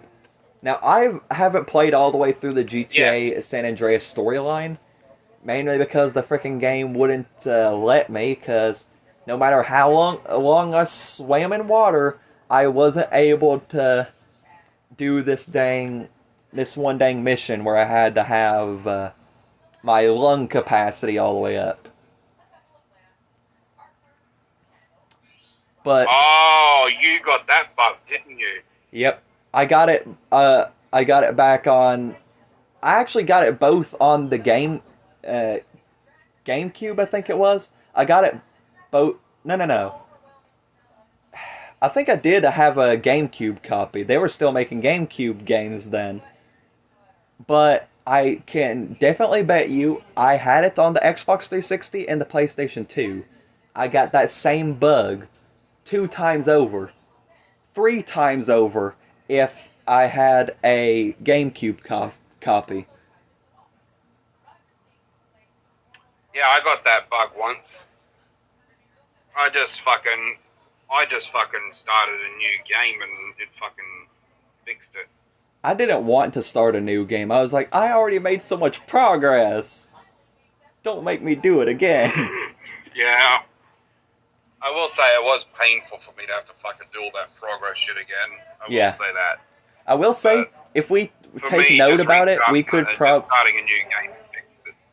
Yeah, I will say, if we want to take note, we could probably do a recording session discussing where is CJ's whereabouts overall, because we know CJ's there, but that's the one and only time we actually see him driving out of Grove Street.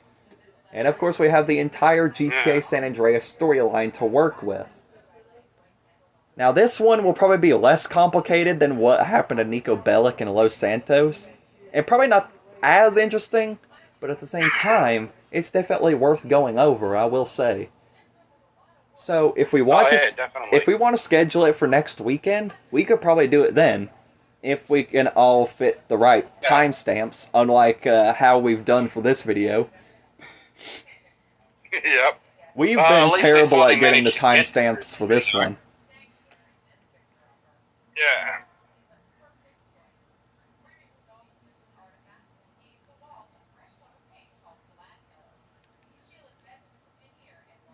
But yeah.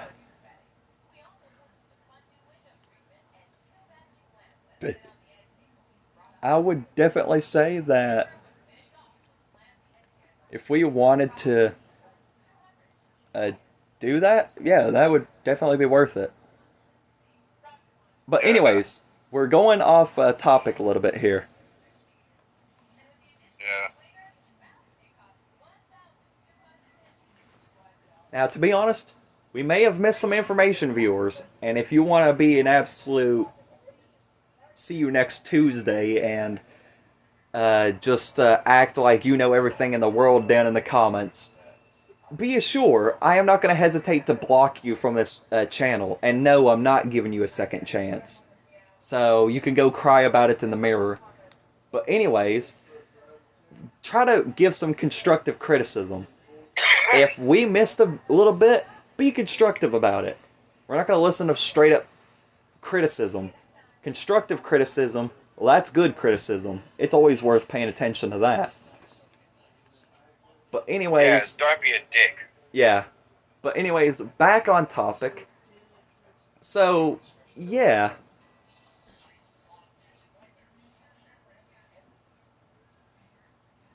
Overall, we can't say exactly for sure what happened to Niko. And there's no video out there that can precisely give you the exact story unless Rockstar was to reveal it. Which, to be honest, all these videos out here that are probably like, well, this is exactly how the story went down. And Rockstar probably has a different opinion. Matter of fact, you better believe Rockstar when whenever they decide to reveal it, which will probably be never, but if they ever happen to, you better believe it, because it ain't no opinion, it's fact. Yeah. But all we can say is that Rockstar is going to keep it a secret, and we still have to figure it out for ourselves, but don't go around and just believe in everything you hear, and everything in this is just a theory within itself. I mean, again, we don't know what happened to Niko. We're just trying to put the pieces together and see if we can finish the puzzle. Which, of course, we will never have the knowledge needed to put the entire story together accurately. No one will. If there's anyone out there that claims that, then they're clearly high on a new strand of weed. Yep. They're clearly delusional. Yep. But, yeah. Now, do we have... Since we're already so far in, we're almost at 2 hours, 40 minutes. Matter of fact, we are. But, if any closing arguments that we want to finish up with, because we've just about covered everything that we know to cover.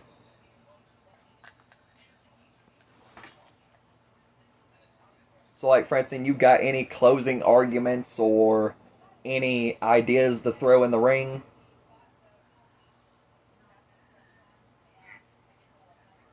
Not really.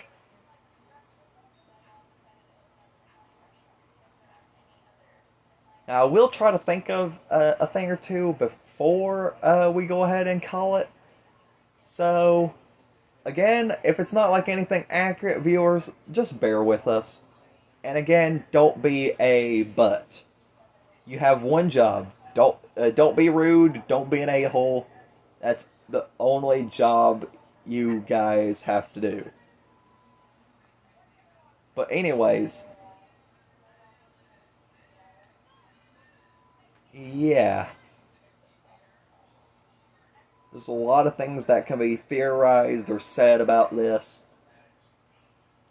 And I actually still got the wiki page pulled up. I could take a look at that right quick if I wanted to.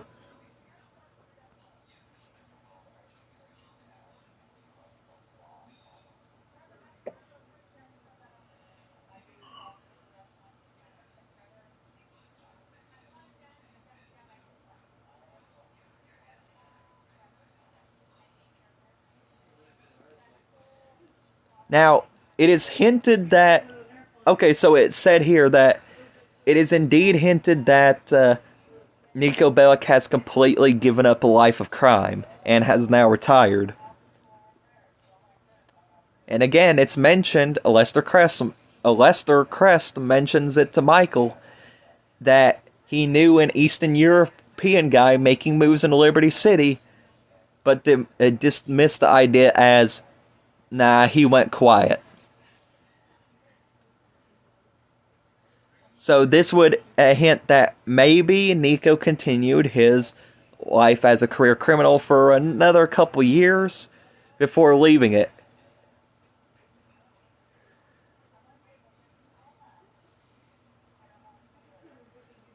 Now, in the heist where you're robbing that bank in Paleto Bay, Packy does say that he doesn't know what happened to Niko and that Niko is probably dead. But it is also possible that Niko did cut all his ties with most of his friends and just kept to himself. But who knows?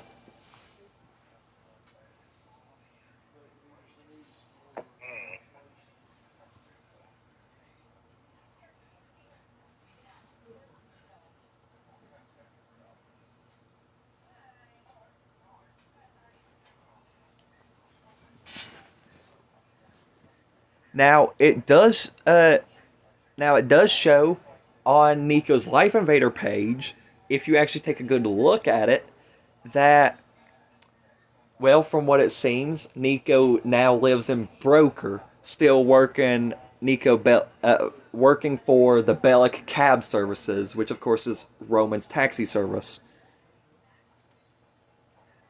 And is still in contact with Mallory, Little Jacob, and Brucey, who all liked his latest status. There's also a happy birthday note for Roman, which has dated as being posted 40 minutes prior. Oh! Hold up! Hold up! If that's true, that means Roman is still alive.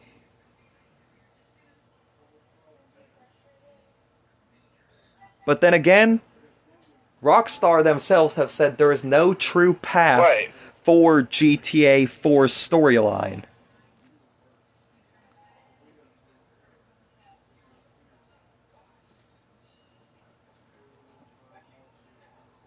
What? I mean, it's possible Roman could still be alive. Yeah, I mean, again, there is no true ending for GTA 4. So that means Roman could be still alive. But if there's a happy birthday note for Roman on that 40 minutes prior, then, yeah. But then again, that could just be all considered an Easter egg and not be actual fact. Which, of course, it is an Easter egg, but we can't confirm if it's fact or not. And Rockstar Games themselves even say that, well, there's no true pathways for GTA 4. And who knows? There could be that. Actually, no, that is 40 minutes prior. So that is still it is what's currently going on. So there's still the possible chance that maybe Roman finally got everything together, was able to reopen his taxi service, and now has Niko running as an employee.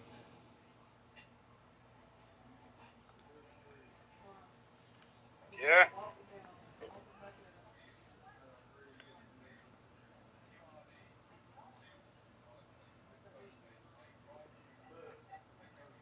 Oh, hold on. That wanted poster of Niko Bellic is actually a promotional material for GTA 4. So Rockstar basically tried to promote it. Still, though, that doesn't mean that it's out of the question.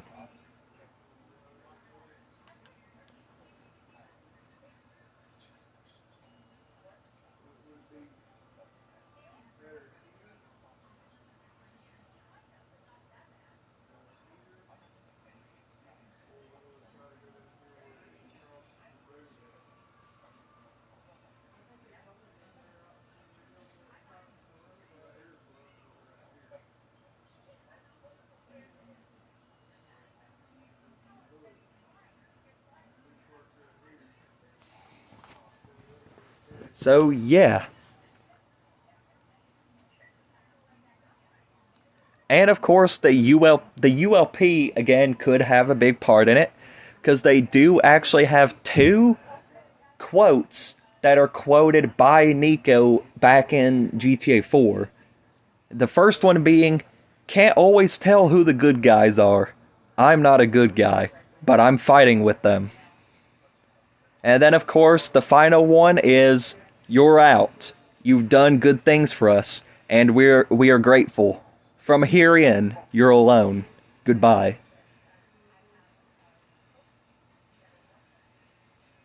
Yeah.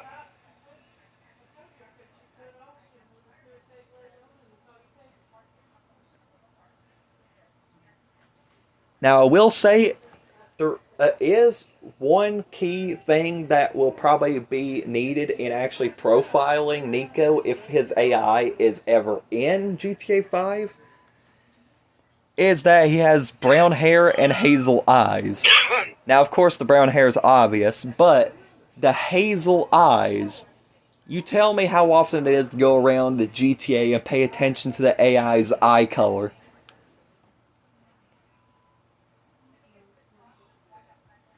Yeah, who does that?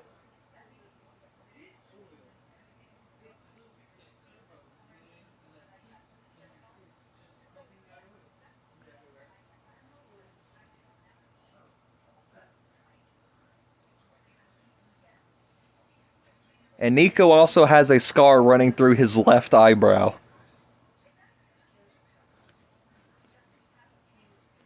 And Niko in GTA 4 has also gotten the nickname kind of Big Guy or Big Man, which of course means that he is of tall stature or heavy build.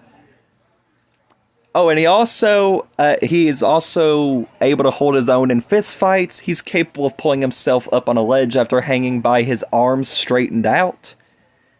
And he's also able to twist Brucey's arm with ease. So even though he's not more muscled like Luis or Johnny, Niko still got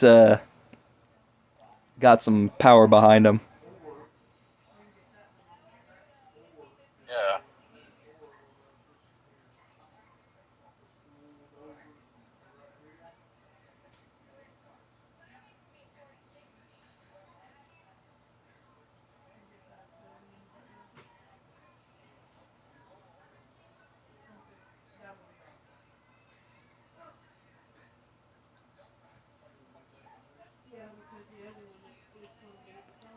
And we'll go ahead and get a picture of Niko.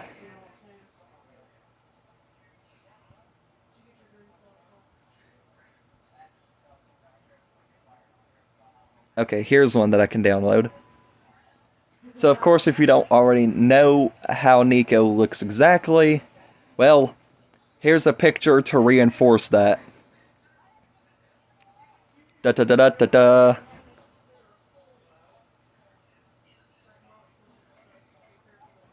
And there you go.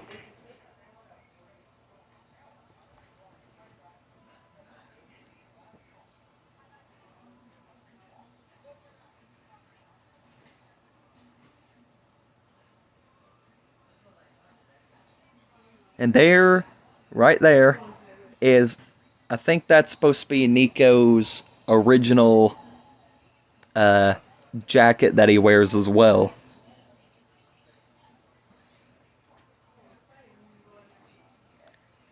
But of course, from how it's mentioned, Niko now has more of a kind of a different wear when it comes to GTA 5. Ooh, nice.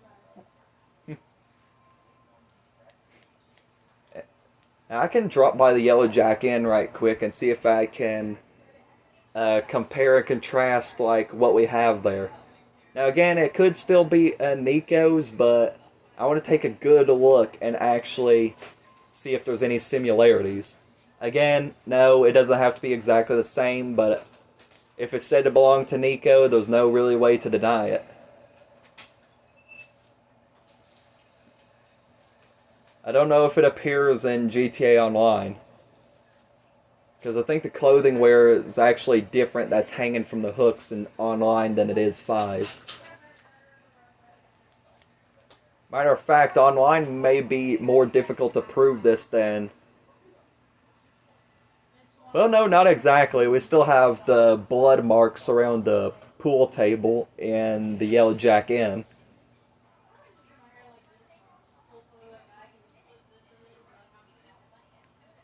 But yeah, it's all up for a debate. And again, that tow truck picture, well, that looks like it be Niko. Yep. But yeah, through all this conversation, we weren't able to figure out exactly what happened to Niko, and we have no clear theories, as there's multiple ways it could have gone down. And besides of which, like how Rockstar basically already confirmed themselves, Grand Theft Auto 4 has no true ending for its storyline. There is no true way the storyline goes down. And again, that basically leaves it to more questions of what happened to Niko Bellic up for debate in Los Santos or Blaine County because, well, it's so disconnected. We have no true outcome, and there's no way to say who is what and where is who. And for that matter, the last bit of information we even went over, that Life Invader page, well, we can't necessarily even say that Niko is still living in Los Santos if he's still alive. Because, I mean, that Life Invader page, even though it's an Easter egg, if we were to consider it, it basically just shows that Niko has moved back to Liberty City, even if he's spent time in Los Santos.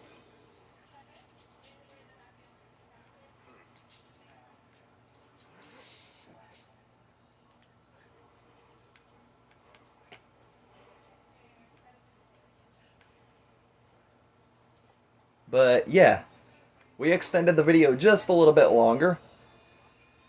But we've got really nothing to follow up with. Because at this point, we're getting more questions than we are answers, and there's not really answers to fill in those questions. It's all kind of fuzzy. And that's why we can't necessarily say any of this is true. This is just us theorizing. This is just us brainstorming. Seeing if we could put the pieces of the puzzle together and see if something will work. But I'll go ahead and stop my end. Francine, any closing arguments or anything that you want to say for anything? Because, I mean, there there was 2 hours, 55 minutes worth of stuff that we went over.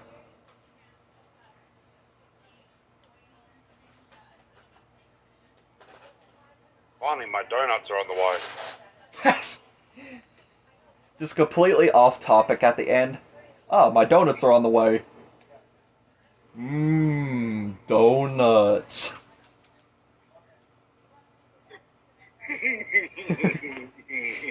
Just like at the very last second of the video, you just turn into Homer. To be honest with you, I feel like we should do like a Simpsons video at some point in time. Because there's actually a lot of interesting stuff that we could go over for that. Because The Simpsons, there's a lot of stuff there that we could actually see if we could put together. Though I will say, I don't know how far off the rocker that we'll end up going, considering there is a lot of government predictions and connections that it has, but, I mean, it couldn't hurt. Because, I mean, there's a lot of stuff that actually references other seasons and stuff. Exactly. But anything that we could possibly do is up for ideas, up for debate. And hey, everyone, if we don't actually do the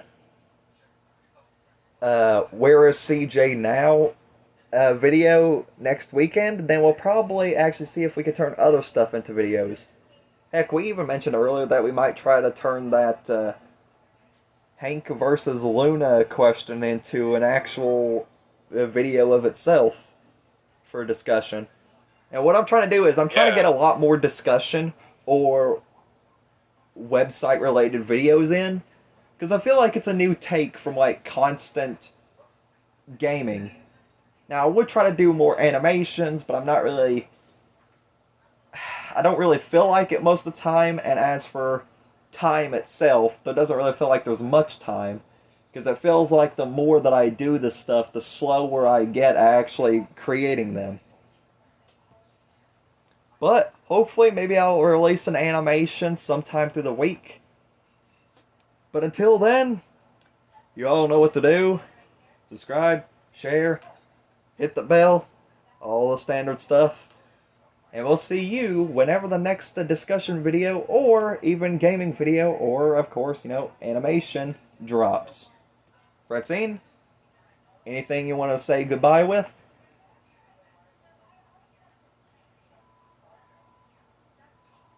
Something other than reference to donuts? You ain't Homer Simpson.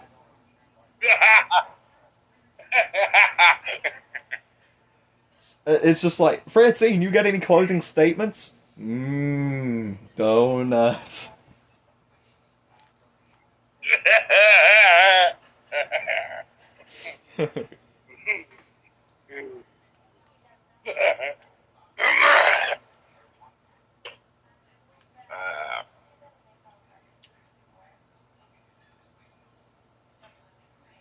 Well, I don't really know, but yeah.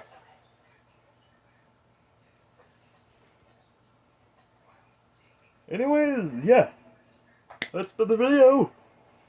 Hope you all enjoyed it. I mean, us doing it, we certainly have. And hopefully, we won't just see you in the next video, but we'll see you in the comments section. Because we're excited to see what you have to throw into the table as well. And as for this video, the conversation will continue in the comments section.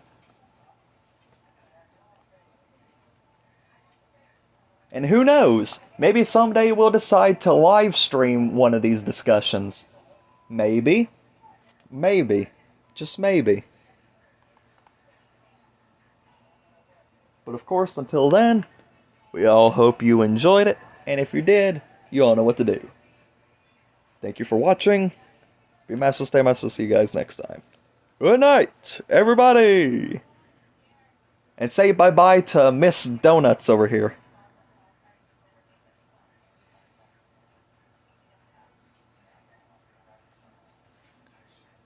Hello, Donuts, you there? Yeah, I'm here. Okay. Well, everyone say bye to donuts.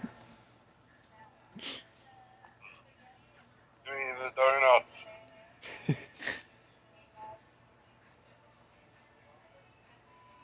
But anyways, adios.